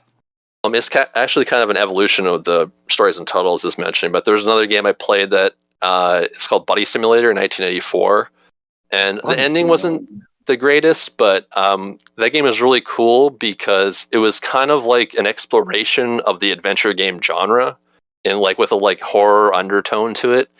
And at the end, I was surprised how much I really enjoyed that because it like starts out as this text-based adventure game that kind of like evolves over the course of the game into like how the genre evolved over time. And I thought that was really cool. I like games that do like kind of experimental stuff like that. The visuals on this are pretty awesome. It's like a text input Hangman game. This is interesting looking. Yeah, it has this like a very cutesy art style once it moves kind of into like the main portion of the game. But yeah, no, it was really neat. I quite liked that one. Okay. Yeah, I got some titles to look into then. Yeah, and you were right about me liking games off the beaten path. If you ever read my Game of the Year list, they almost never include the games of the year that other companies recommend. I got to start thinking about that. It's it's a tough challenge every year, and it's getting harder as each year goes by. So yeah. Well, and I mean, and there might be a surprise at the very end of the year, like Chained Echoes was. Yeah. Oh yeah, but it's easier to slide a game into your list than to be like, fuck, it's December. Every game. Right. Actually, one other good one that comes to mind too that I thought was slightly underrated was a game called The Chant. That's on my playlist right now, actually. Yeah, that was made by an indie dev out of Vancouver. Yeah, it's a very like kind of a formulaic story almost, to the point which kind of bothered me a little bit. But the visuals in the game are great, and I think it was the dev's first game as well. And for the first game, it was fantastic. I would definitely recommend it. You can make it a little more challenging too. I think I played it on like normal, but yeah, it was a like action adventure game, survival elements. But yeah, it was good. I'll have to double check, but I think I actually have it on Xbox. But I'm sure Joe's like, yeah! But I think I have that one on Xbox, actually. So, yeah, that should be a good one to play. And also, I like the idea that it's like action-y, too. Because I'm not going to lie, whether it's story-based, psychological, survival horror, I do enjoy when I get the little bit of action involved. Because I like when the game freaks me out and I'm actually controlling the characters. I can throw the controller in the air and like, oh, I'm getting my ass beat while I'm freaking out in the chair. That's scary. But yeah, I appreciate all these recommendations. Trust me on that, because I take Shocktober very seriously. So Yeah, no problem. If I think any more, I'll post them in the Discord. I'm sure there's a few other ones I'm not coming to mind. Thank you. I'll be checking for that too. And just to make sure, have you never ever played Them and Us? Because if so, is it worth playing through? Sorry, pronounce that again? Them and Us. I have not played that, no. I don't think I've even heard of that one. Yeah, it's like one of those like PS1 inspired like style like survival horror games with the whole walk behind the camera bit. So Oh, that's okay. That's a Steam only one right now, right? I That is believe why so. I've not heard of that. Yeah, I don't play on Steam very often. Otherwise, I didn't used to until last year. That damn Steam Deck ruined me. It just I know a couple ruined me, people I that swear. played that though that liked it, so I do Oh, want that's to check good them to out at hear. some point. Well, I'm glad to hear that, because I was worried I'd be like, man, am I wasting my time on this thing? Because it's supposed to be pretty lengthy for that type of game. So Yeah, I'm not too sure how long it was, but I am happy with these. I'm ready to go. I pretty much have a Shocktober right now. Shit. Well, we're going to shift gears away from the horror and talk about RPG, because the next game to talk about is Flowstone Saga, developed by Impact Gameworks, published by Impact Gameworks and Doyoyo Games, released September 26th on Steam for $17.99. For $17.99. Master a totally unique puzzle battle system in the 16-bit JRPG inspired adventure featuring an epic story, charming characters, stunning pixel art, and epic music. Follow a grand story set in the mysterious oceans and islands full of lost memories, ancient ruins, pirates, treasures, and frogs. Aki, Chris, Pernell, all of you played this. Chris, how about you start us off? What is Flowstone Saga?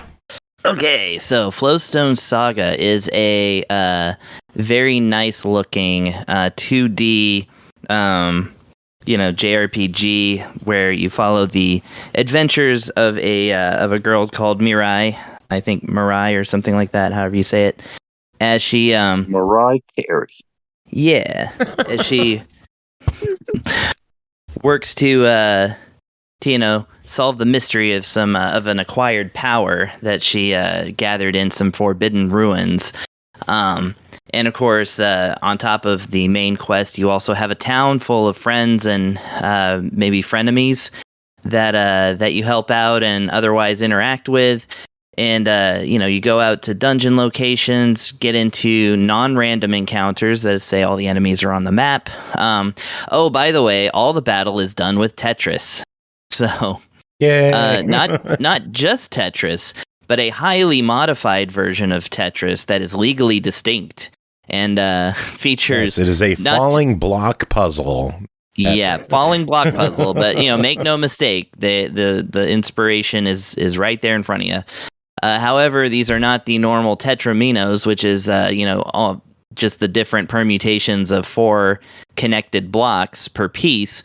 These are, I guess, what you would call polyminos, because they can be as low as 2 or as many as, I saw 5.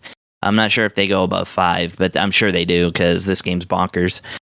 So you're really kind of learning a whole new version of it. Tetris players, although Tetris players were promised by the devs when we interviewed them that they'll be able to get through the game just fine, but a lot of the charm to this game has not much to do with Tetris mastery. That is to say, a lot of the game's depth involves learning how to use the various skills that will come into play on the board. Skills that you collect and acquire, along the path of the game, as well as, being able to do like some, you have a level up system with a skill tree, and the skill tree kind of changes the nature of like what you're doing. For instance, you can start the battle with blocks already on the board, and then you can work to kind of clear them. You can do like attacks where like your one line clears will do like a lot of extra damage, so you can actually focus on just quickly jabbing the opponent with one line clears instead of doing the usual Tetris thing, and that is trying to build up that big stack of 4 so you can clear it with the long piece. In fact, there are longer pieces than the long piece. One of the earliest skills you get is a 5-piece straight line, so you can get I guess it would be a quintus clear instead of a Tetris clear. I may have my Latinized number names crossed there. But anyway, so yeah, it's a really charmingly written RPG. It's not simply like a puzzle quest where there's just little visual novel style story segments between events, and then the rest of it is just crossing dots on a map. No. This is actually where you're running around, you're talking to people, you're discovering treasure, you're going around locations and getting into battles. Like, it is a fully fledged RPG and a fully fledged new take on Tetris. Hooray, my internet lasted this long. Yay. It's been stabilizing. Congrats. Actually, so I think I might be okay. Yeah, does someone else want to take over? Aki, how about you chime in? A bit. Oh, go Aki. Well, it was a pretty fun game, I thought. But how far did everyone get in this? Well, I'll wait till I get to I'll just wait till I get till it's my turn, but I played a good bit of it. I didn't play as much as Pernell. I did play a few levels then. However, I watched a friend of mine, actually one of the other video game music rock people. He streamed through most of the game, so I've actually seen a lot of the late game too, vicariously through my friend who downloaded it and is obsessed with it. Yeah, the thing is, I just don't know how far I am in it. That's why I was asking. Because I've put a lot of time into it, but I don't know really how long the game is, because it doesn't feel like I've gotten super far into it. If, how about you two? Do y'all feel like you've gotten particularly far into it? Well, that's going to kind of factor into like a part of like what I'm going to talk about here too. So I don't think your critique is too far off on that. Regarding where your standing is within the game's progress. But in that sense, for me, that wouldn't be a detriment for me in that sense, so much as just a different critique, which I'll bring up shortly. Oh, go for it. I'm a Dragon Quest guy, so I never know how much more game there actually is. So for me, it's not about how much of the game I've played so far, so much as it is I find myself, like, at least for what I consider to still be, like, what I would consider to be the most of the early part of the game, a lot of the story progression is, like, mundane events where it's like, hey, like, you're used to playing JRPGs, you might say something like, hey, well, this just happened, and now this next big event, kind of we were talking about with Final Fantasy 7 or 6 at the beginning of the show, like, this happened, now this big event happened. Whereas with this game, a lot of it is you saying, well, I'm going to go just help these villagers build bridges and sheds and stuff. And then eventually you're like, oh crap, an event's happening. I think this is where this narrative is about to pick up. And it's like, go help this guy catch some fish. I'm like, I don't want to help catch the fish. I want to do more narrative shit. Where's the evil clown? Where's the evil clown? I want the evil clown. Now, with that said though, when I'm actually even when I'm doing the mundane task, as long as I'm in an environment where I get to beat people up, I'm in love. Because did not expect to enjoy the battle system like I do. So in the interview, I had mentioned to them, I was like, can I play this like Tetris? And they're like, yeah, you kind of can, but you go through the process of unlocking different abilities that will allow you to play more towards whatever style you want. Plus there's a class system in place where depending on what class you pick, that might also impact the way you play. So once you start messing with the classes by way of meeting up with these like little spirit frogs, you get to choose different jobs, and you level up the job by what I gathered to be a combination of experience points from fights, potentially, but more so from feeding them food from your farm. And that's how you pretty much bump them up fast. So I know it's kind of beating the dead horse because they mentioned it in the interview, but the class that most intrigued me from the options that were available to me was the Demolitionist, because you can't play like Tetris anymore. It's impossible.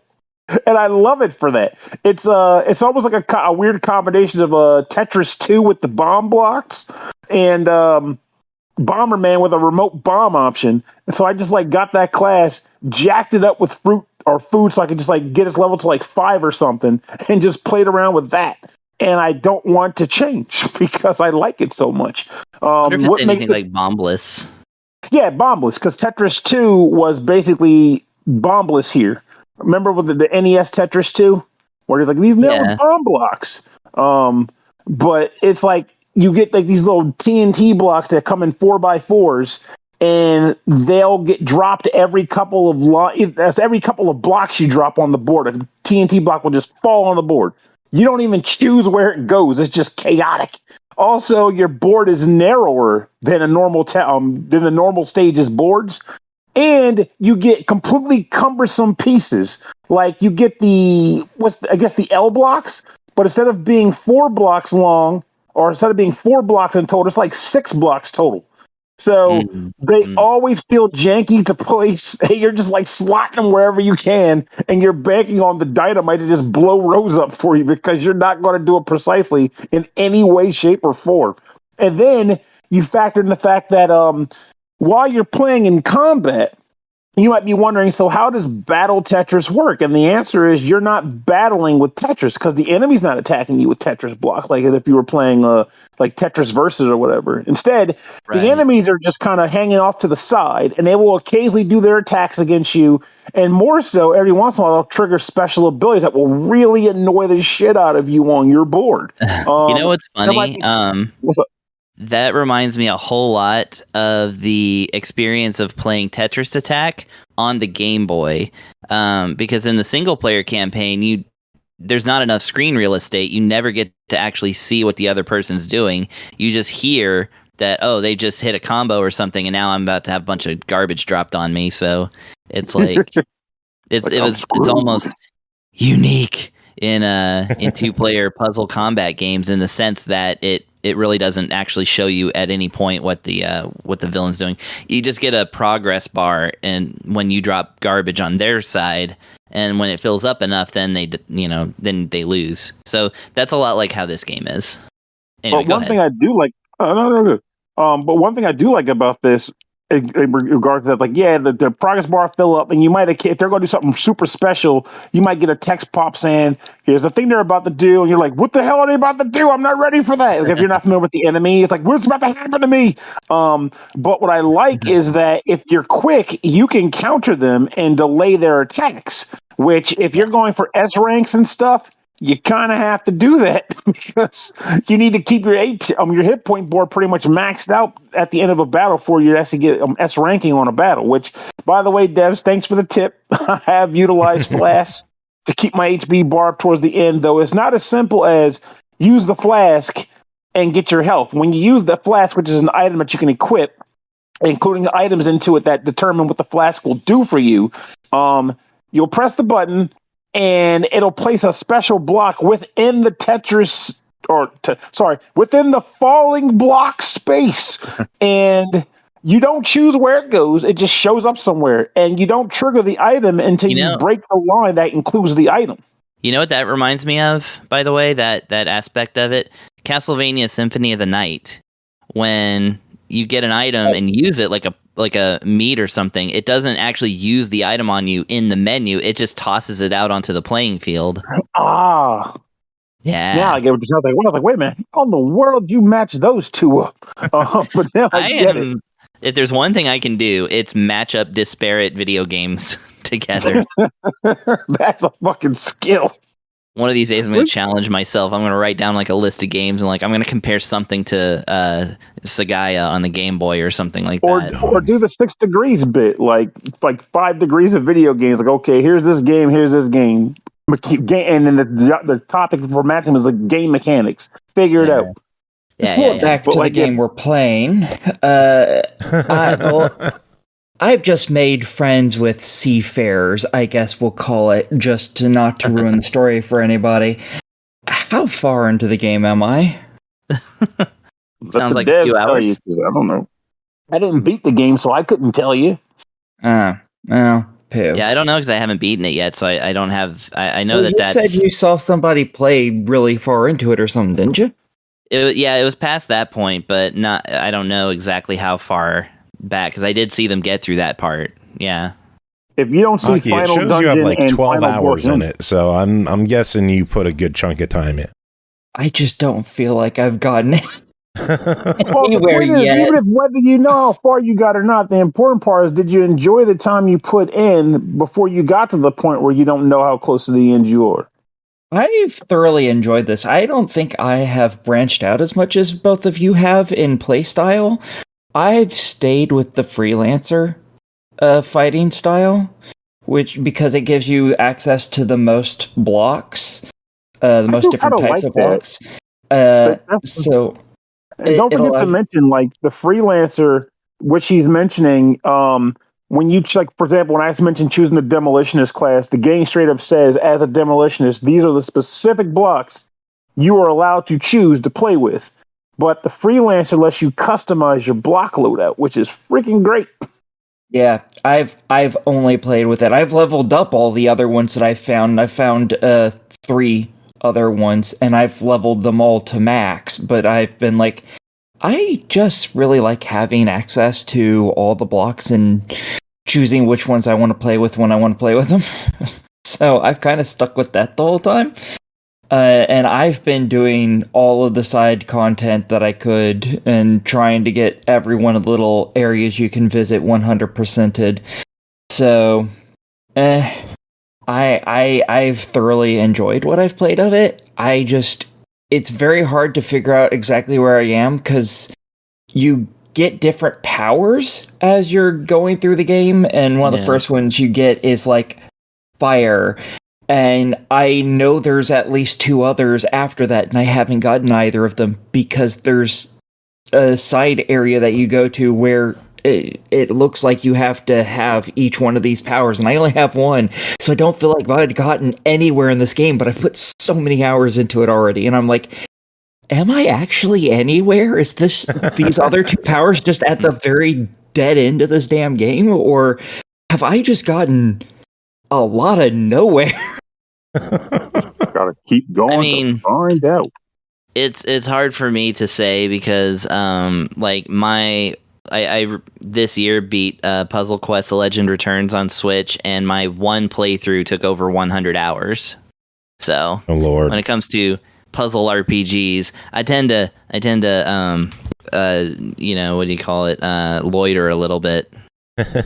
I'm about the same way. It doesn't help that I'm actually intentionally seeking monsters to fight. Like, I'm not running from anything. If I see you on the mat, I'm coming for you because I want to play more Battle Tetris. I've done that too. Yeah. Okay, well, so great. We got to talk price on this one. It is $17.99. I need some verdicts. Easy recommendation. Hell yeah.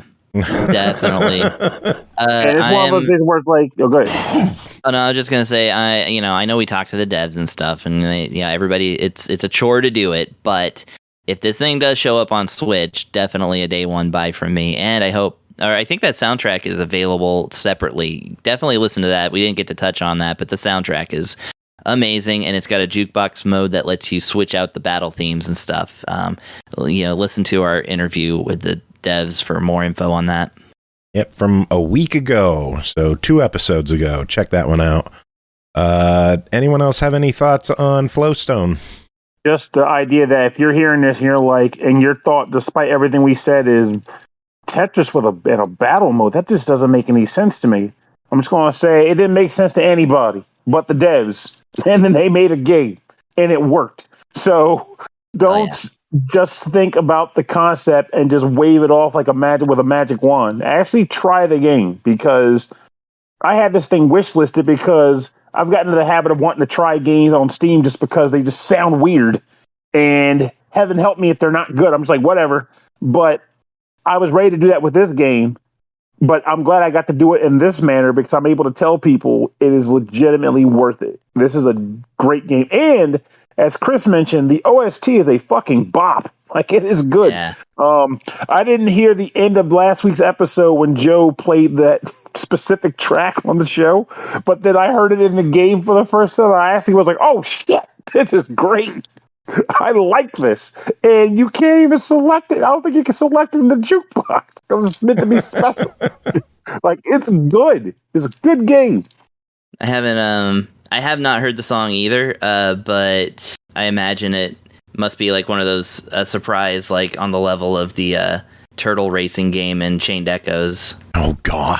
Which is one of my very favorite surprises in gaming.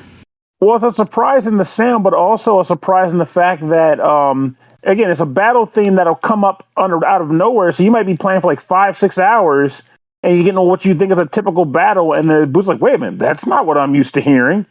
And it just goes. And you're like, okay. Nice. And it changes the way you want to fight because you have to pretty much be aggressive on the guy so he doesn't run away from you. And it's fun. I like it a lot. So nice. This is a good one. All right. Moving on. Next game is Dark Sky, developed by Ganymede. Ganymede. I don't know. Ganymede, I guess. Games. Can of Meat. Yes. Developed Can of Meat Games. Can of Meat Games, published by Midwest Games. I got that one. Released September 24th on Steam for $19.99. Dark Sky is a narrative RPG deck builder that features tactical combat and a branching card upgrade system. Assemble your party, customize your deck, and harness powerful synergies to master strategic battles as you unravel the mystery behind a planetary catastrophe. Pernell, tell us about your time with Dark Sky. The Dark Sky is an interesting game in the way that the combat works, which was the thing that I was most interested in with this game. It is a deck building RPG adventure, so you are progressing in an RPG narrative with a actual game party. It starts out small, gets bigger as you go. But the thing that makes it interesting is that all the characters each contribute. It's like, I guess it feels like, if you're familiar with tabletop games, it's kind of like the game Smash Up, where you have different party members. And as the game progresses, you get more than the specific amount that you're allowed to have in the game at a time, which is 3. You have to swap characters in and out of your party. But based on the party members that are in your game, that determines what cards end up in your actual deck, a total deck of playing cards. So you might have all 3 party members out, but it's very possible that you might only have cards available for 2 of those people. And the third character can't actually do anything that turn aside from moving. But regardless of what cards come up, all of your party members are on the map, and the opponents are on the other side of the map. Typical, kind of like the Battle Network grid system. And you have movement points to move around the grid, and then you have energy to play cards on the table and activate their effects. An effect could be a specific attack, like shooting across the screen, doing X number of damage points, pretty basic style. But then there's other things like, creating holograms that absorb damage, or cards that will allow you to summon cards from other party members as needed. So the game gives you flexibility and options for what you want to do, but you also have a limited number of cards which you can have per party member, which makes it a bit of a pain in the ass to decide on what you want to use. So I do enjoy making use of that, and I will say that sometimes the battles can get to be a little long with this structure, but as long as I'm okay with the fact that, I just want to get through this level of the game and see what's happening next, if I can let myself ignore that and just focus on the fact that I'm playing a tactical card battle system, I'm having a good time with that. And the thing that I like even more about this is the fact that the way cards work in upgrades, because this game doesn't have a traditional stat system, level up system. There is no attack stat and whatever that characters typically get in these games. Instead, all of it's done through the cards. And as you fight battles, you do get experience points for what you're accomplishing when you beat battles. But when you get enough experience to level up, you trigger 2 things. For every 5 levels, your max HP will increase for the character that may hit those 5 levels. But in addition to that, for every level you get, you'll earn 1 SP point.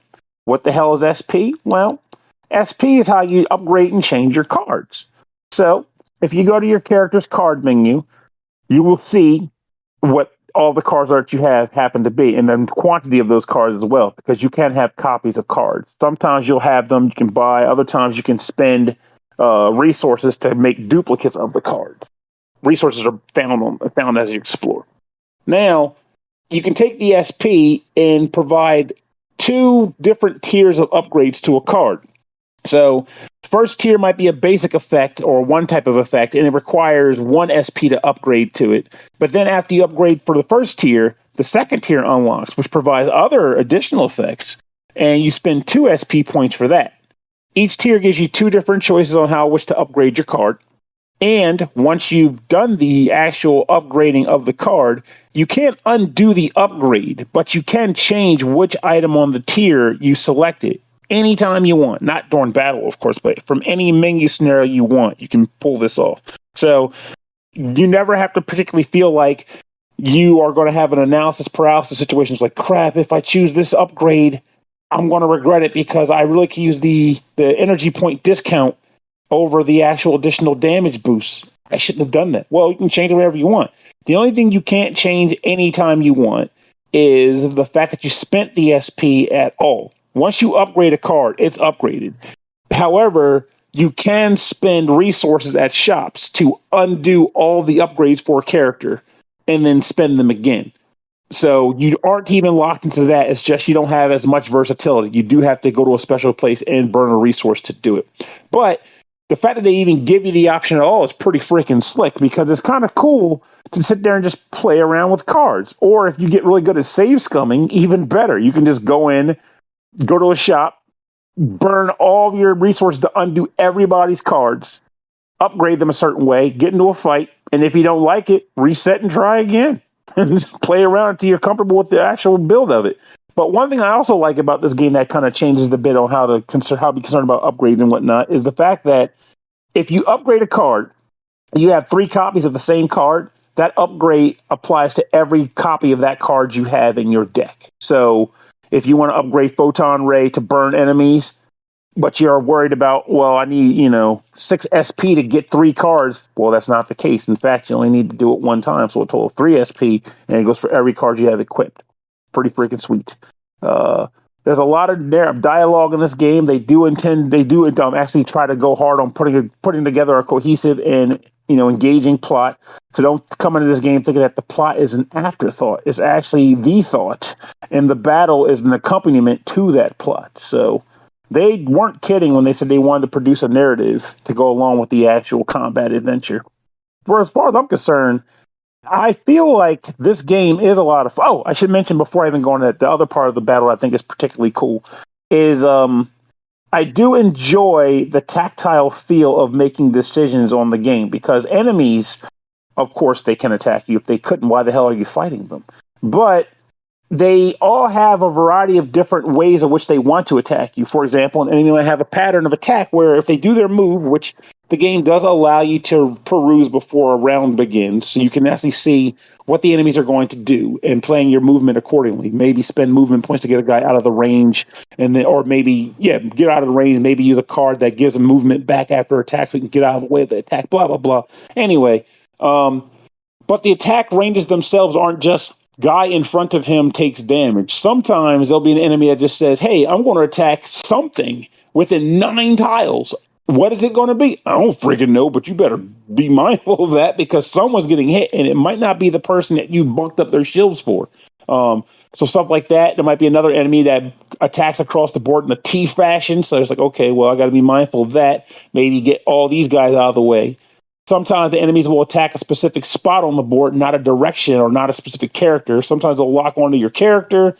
So you have to figure out a way to avoid that damage, knowing that he's not going to miss otherwise. There's a lot of cool ways to play that they play around with this to make you constantly be on your toes and not go into any battles with a blind mentality. This is no MASH A Final Fantasy battle system to talk about here. Every battle requires you to be mindful of what the hell you're doing, or you're going to get your ass beat. Hell, even healing in this game, either you got to find items on the map that just give you a direct heal, or you're going to spend an actual card ability, which you don't even start with any that do it. You have to eventually stumble across something that does it. But you got to use a card to end battle to heal. Those are the only ways you're getting healed. So, again, no mega elixirs to talk about here. You better have cards that do it, and then you better hope you draw them, and then you better hope you're in a condition to use them when the card comes up. You got to be mindful what the hell you're doing. I think this game is good. It's a quality product. It stands out from the crowd. And I mention this knowing that someone might say, what about Gordian Quest, Pernell? And the answer is, duh, I bought it and I haven't played it yet. Jesus. But that could fall under that umbrella. I don't know for sure. I just know it has a similar, you're on the map with your party members bit. But as far as Dark Sky is concerned, I think this game is a solid product and it's a lot of fun to play too. Just know that you're going into every battle fighting an actual battle. There's no skirmishes. Every battle matters in this game. So... Right. Well, it clocks in at $20. If you buy it before the 8th, it is $17.99. So you can save $2. What are your thoughts on Dark Sky at 20? I think as a deck, if you're a fan of deck builders and RPGs, I think this is an easy buy recommendation. Cool. Works for me. Next. Next game, Pineapple, A Bittersweet Revenge, developed and published by PATRONES and ESCONDITES, released September 26th on PC for $4.99. Pineapple is a puzzle and story revenge-driven game where you become the hero of the school by pulling pranks on the top bully. Time to give that witch a taste of her own medicine with a pineapple. Aki, what the hell is Pineapple? Well, in this, you play as a nerdy kid, and this bitch is the biggest bitch on the planet. So you're going to show her what for and teach her a goddamn lesson. That's how you open a review. This bitch. Yep. So just set a precedent for the rest of the show, Aki. This Hope you know fucking bitch. So she's a bully. She treats everyone like shit. You're not the only one being bullied by this stupid bitch. So you've decided time to take some revenge. And what's the best way of doing that? Torturing her with pineapples. She's not scared of pineapples or anything. You just decide pineapples. Why? I guess they were the cheapest thing you could buy. I don't know. But you decide to start pranking her consistently with pineapples.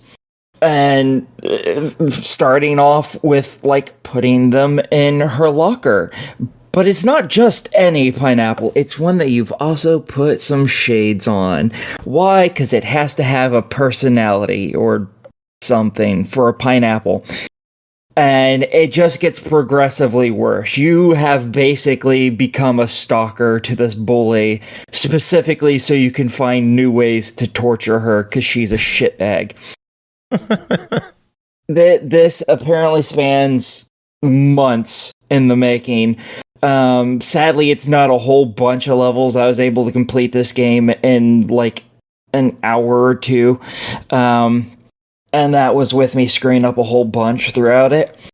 But you go from just sneaking things into her, pineapples into her locker, to hacking her car so you could put stuff in the back of the car, to even intruding in her family's home so you can leave a present for her on Christmas that is a pineapple.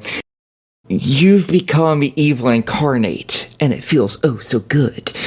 All of the gameplay is pretty simple. It's for like the level where you have to put something in her locker. Basically, your character is moving, is side scrolling, and there are little areas where you can hold space to pop yourself in to avoid being seen. And that's that entire level. You just have to make it to her locker, and then you have to input her code, which you have written down in your notebook, so you just have to open it and look. Like, there you go. That's one entire level right there. That's how simple the gameplay is.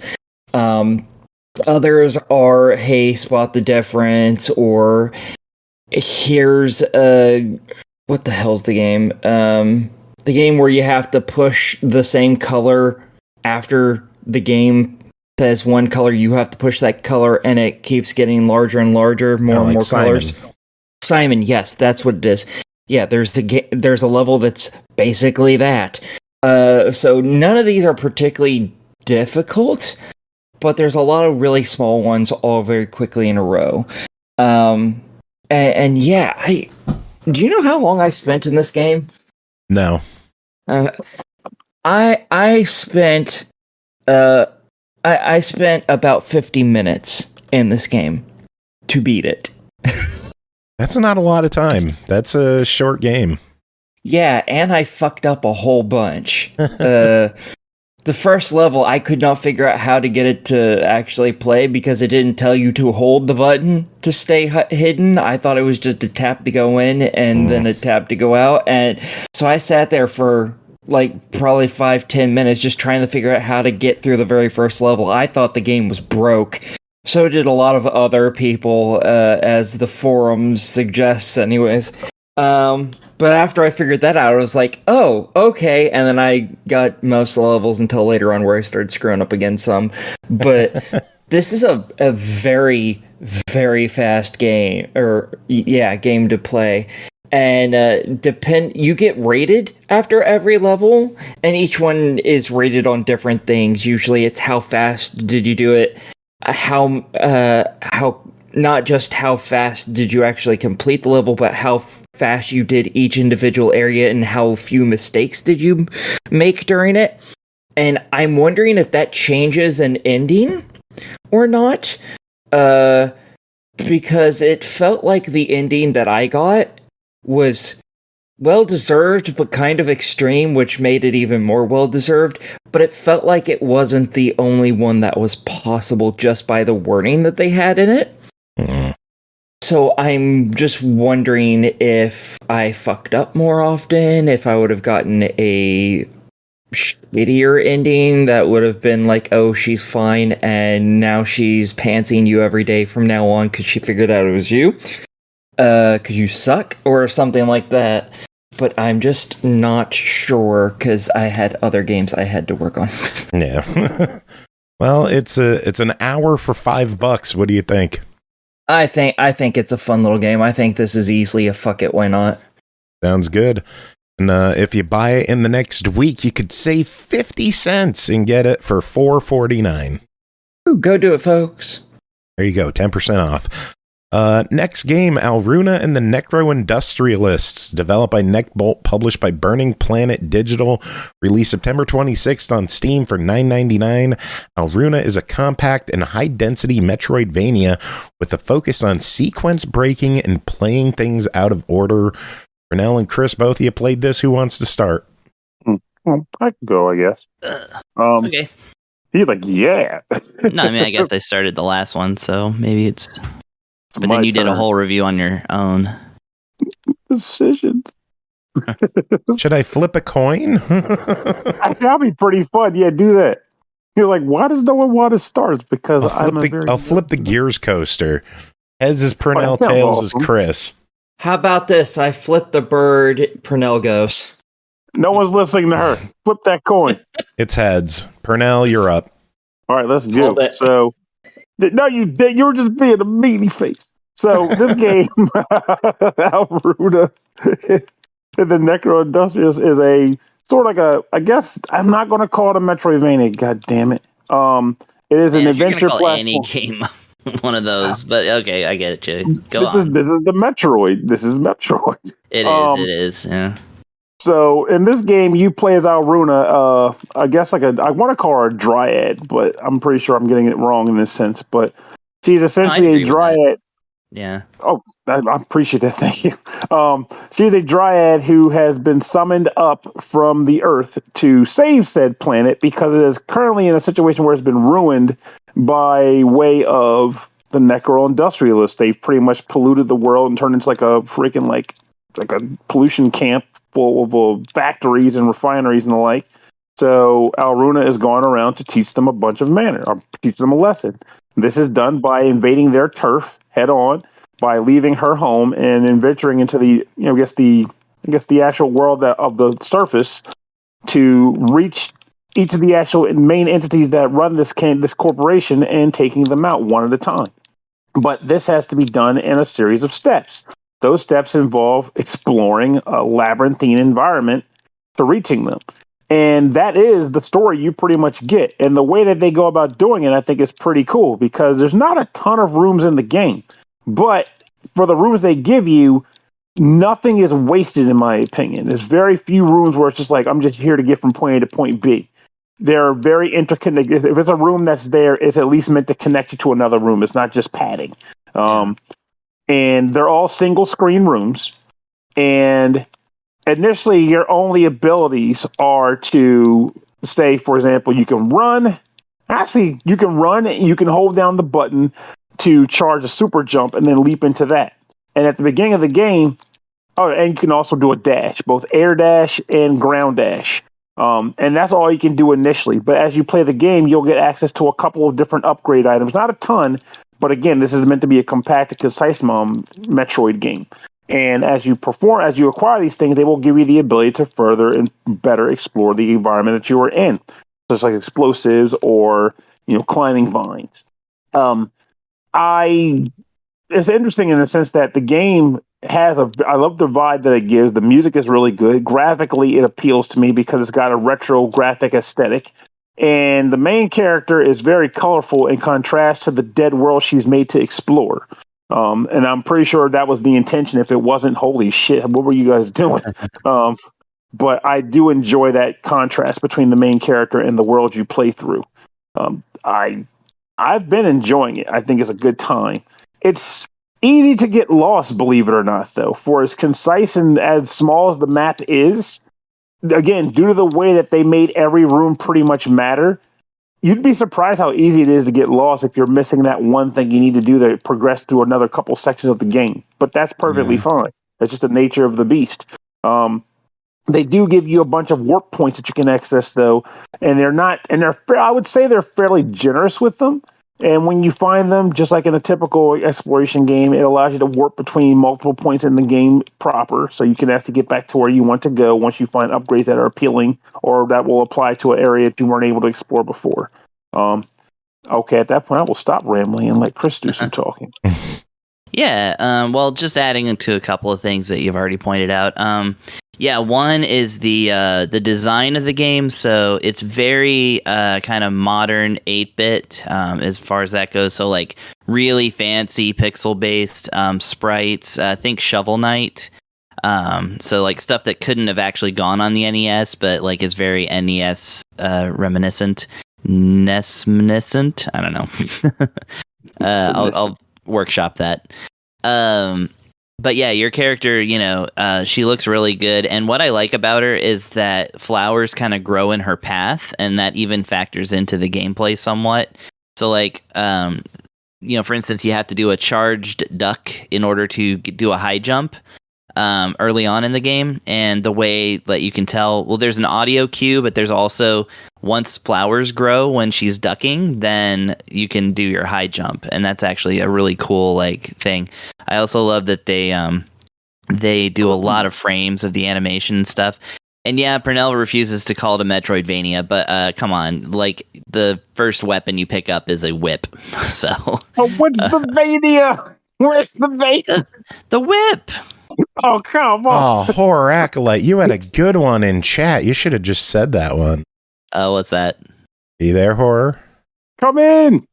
It's okay. No. Just say it for him. Reminiscent. Yeah, that's what I was thinking too, but I didn't say it yet. You should have said it. You should have come on. That was a gem. There you That was a gem comment. Yeah, that was a good reminiscent. There we go. That's how I'm going to use that actually from now on to talk about the exact style of 8-bit, but not 8-bit that these games do. Hurry, Horror Acolyte. Patent pending. I'll give it to him. I'll give it to him. I'll do the Spotify thing and owe you 1/1,000,000th of a cent every time. By the way, that's not an exaggerated number. Anyways, enough about that.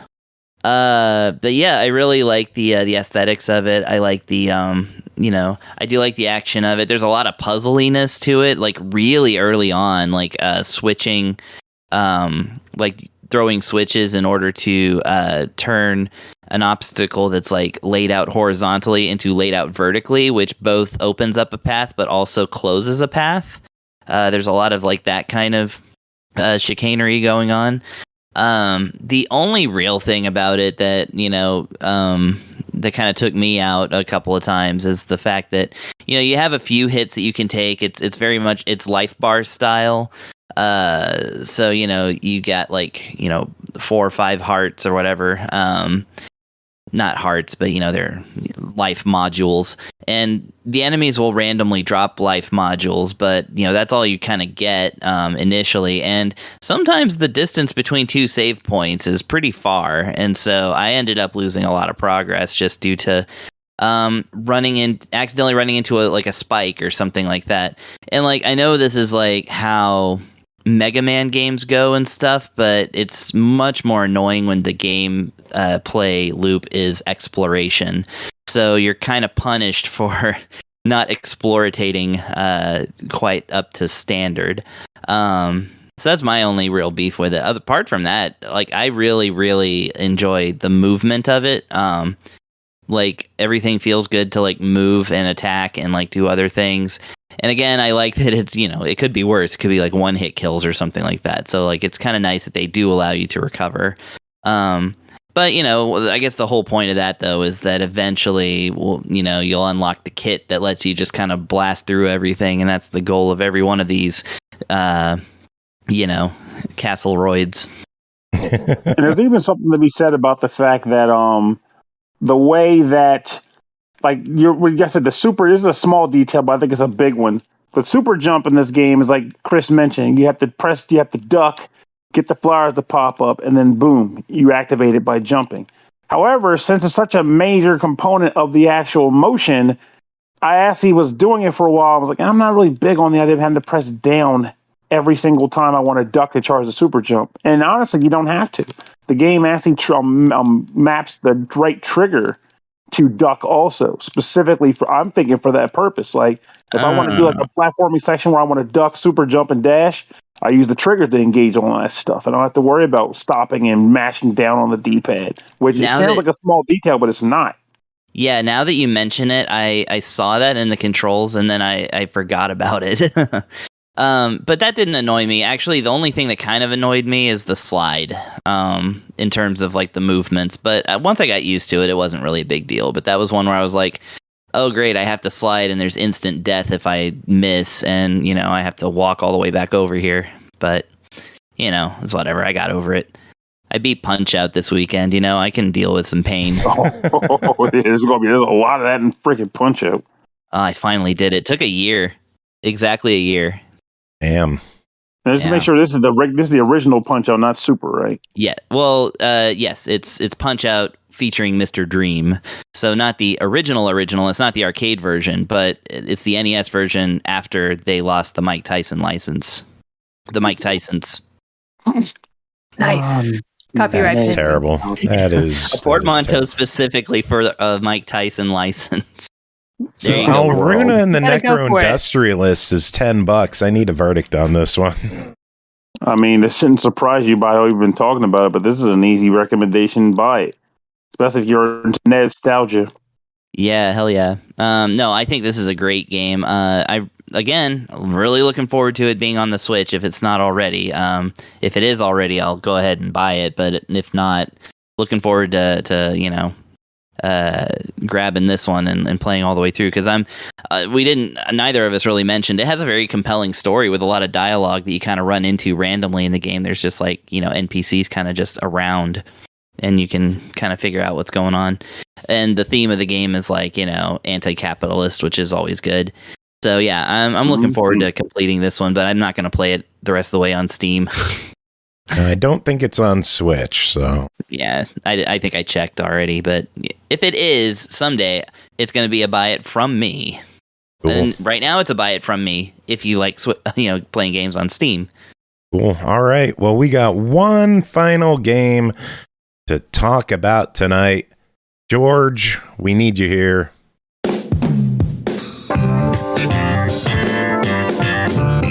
SML After Dark. That's right. We're going after dark with Subverse, developed by Studio FOW Interactive, published by Streembit Limited, available in Steam Early Access for $29.99. A sexy new sci-fi parody where you command your own starship filled with the hottest babes in the galaxy who are ready to bring your fantasies to life in fully animated love scenes. Aki, tell us about your time with Subverse. It's been good, very good, very, very good. My crotch hurts, but it's very good. So What's your verdict? Do we need more than that? Okay, I guess I should tell you a little bit more about the game. And the creators behind it. So this game is being created by a bunch of people who do 3D animated full-length pornographic videos. And have been for, God, since I was in like high school, I think, possibly something like that. They've been at the ship for a long time. So they decided for some reason to put all their video making on hold, and they decided, fuck it, let's make a video game, because I don't know, but thank God they did. This is fun. And so they created this. And basically in this, you're playing as a space captain. You are an Earthling. You are nowhere close to Earth. You and a bunch of other Earthlings went through a black hole and managed to survive. You're a part of a prison transport, by the way, so not exactly the cream of the crop. And you find yourself in this whole new universe filled with a whole bunch of puritanical assholes, and y'all are just the biggest degenerates known to man. So they tried to wipe you out. And now you're just a very horny, very drug-fueled, alcoholic, trying to be good, very bad guy. And you've decided to go and take down the government, which is run by this puritanical religious sect, basically. And to do this, you've decided you need to find all the hottest babes on the planet because you're horny. And what other reason do you have to have, really? So, like, some of the major tenets of this is, of this government is no naughty business unless it's for procreation. And, well, we all know human beings, being that we're all human beings. There's this whole big plethora of what the internet is purely made for that goes straight up against that concept. So that is how you decide you're going to take it down, with lots of bullets and lots of blowjobs. So, yeah. Blowjob, they're the game. I'm good with words. What can I say? Sometimes I just hit right on. Guess we have a show title. No. Yeah, bullets and blowjobs. Oh, right. So, that would not fly. I mean, it's not like they can demonetize us any more than they already have. It'd be fun. Getting copies of games to review, though. So this game is split between a lot of kinetic visual novel parts, interspersed with sex scenes, some of which you can edit and modify as you see fit, which is really cool. And other game modes, if you've played Mass Effect, you can visit planetary systems and various galaxies in a similar way as you could in the Mass Effect series, where you were looking at other planets and sending probes out and shit. Then you also have two styles of combat, one being space combat and one being ground combat. The space combat is kind of like Asteroid, where you control a ship, you boost around, you shoot, instead of shooting, you can boost to go a little faster, but there's absolutely no point to doing that because you just want to kill things as fast as possible. You have your standard shooting, but you also have a special ability that you can fire that takes a little bit to charge, and that weapon is determined by who your co-pilot is. And your co-pilot can be any of the sexy babes that are part of your ship at the moment. So that's really cool. I've personally, I like Killington, which is the second girl you find who looks like a demon girl, because she basically gives you a really strong fuck off shotgun for your ship. So it's been really handy. And then there's the ground combat, which is a tile-based combat, kind of like XCOM. Everything's very turn-based. However, it doesn't have as big of a concern about percentages or anything. So it's more turn-based than anything. It can be kind of difficult sometimes. I've barely won a number of times. I've had to restart fights numerous times because some of my beasties got beaten up. And for that, you usually send in one of your girls and then a whole bunch of monstrosities that are created by one of your girls. And for me, so far, it's been one girl and 3 of them, and you get to choose which one of the girls you send in and which of the 3 beasties you send in. You can unlock more beasties as you continue the game and get access to the ability to unlock more of them. You need very specific items to start unlocking them, and I don't know where exactly you get them. Yes. So, yeah. Beyond that, you also have all the girls can level up, which gives them better stats for when they're in ground combat. They also have a devotion meter, which raises alongside their level, which just gives you access to more of their naughty stuff. And as you play through the game, you unlock what they call Pooter points. And I hate saying that, but you have no idea how much I hate that word. Pooter? Yes, Pooter. Yeah. That's like a Midwest thing, isn't it? I have no idea what it is, but no one says that around here. It's monstrous and it shouldn't exist as far as I'm concerned. Agreed. But all the girls, I believe, get the same amount. I'm not exactly sure how it works. But with those, you can go into the captain's quarters and onto his terminal, and you can unlock new sex scenes. And for each one of the girls, each one has their own set, and some of them include other girls as well, so that's really fun and nice. And after you buy them, you can set 5 different ones up and view all of them all at once. That way you don't have to just view one at a time. And yeah, it's really fun. The story is very sexual, obviously, if in case you hadn't noticed. It's also extremely vulgar, and it has a lot of bathroom humor. So if you're a degenerate, this is definitely going to be for you. If you like the bathroom humor, famous from like high school and middle school days, this is probably going to be right up your alley.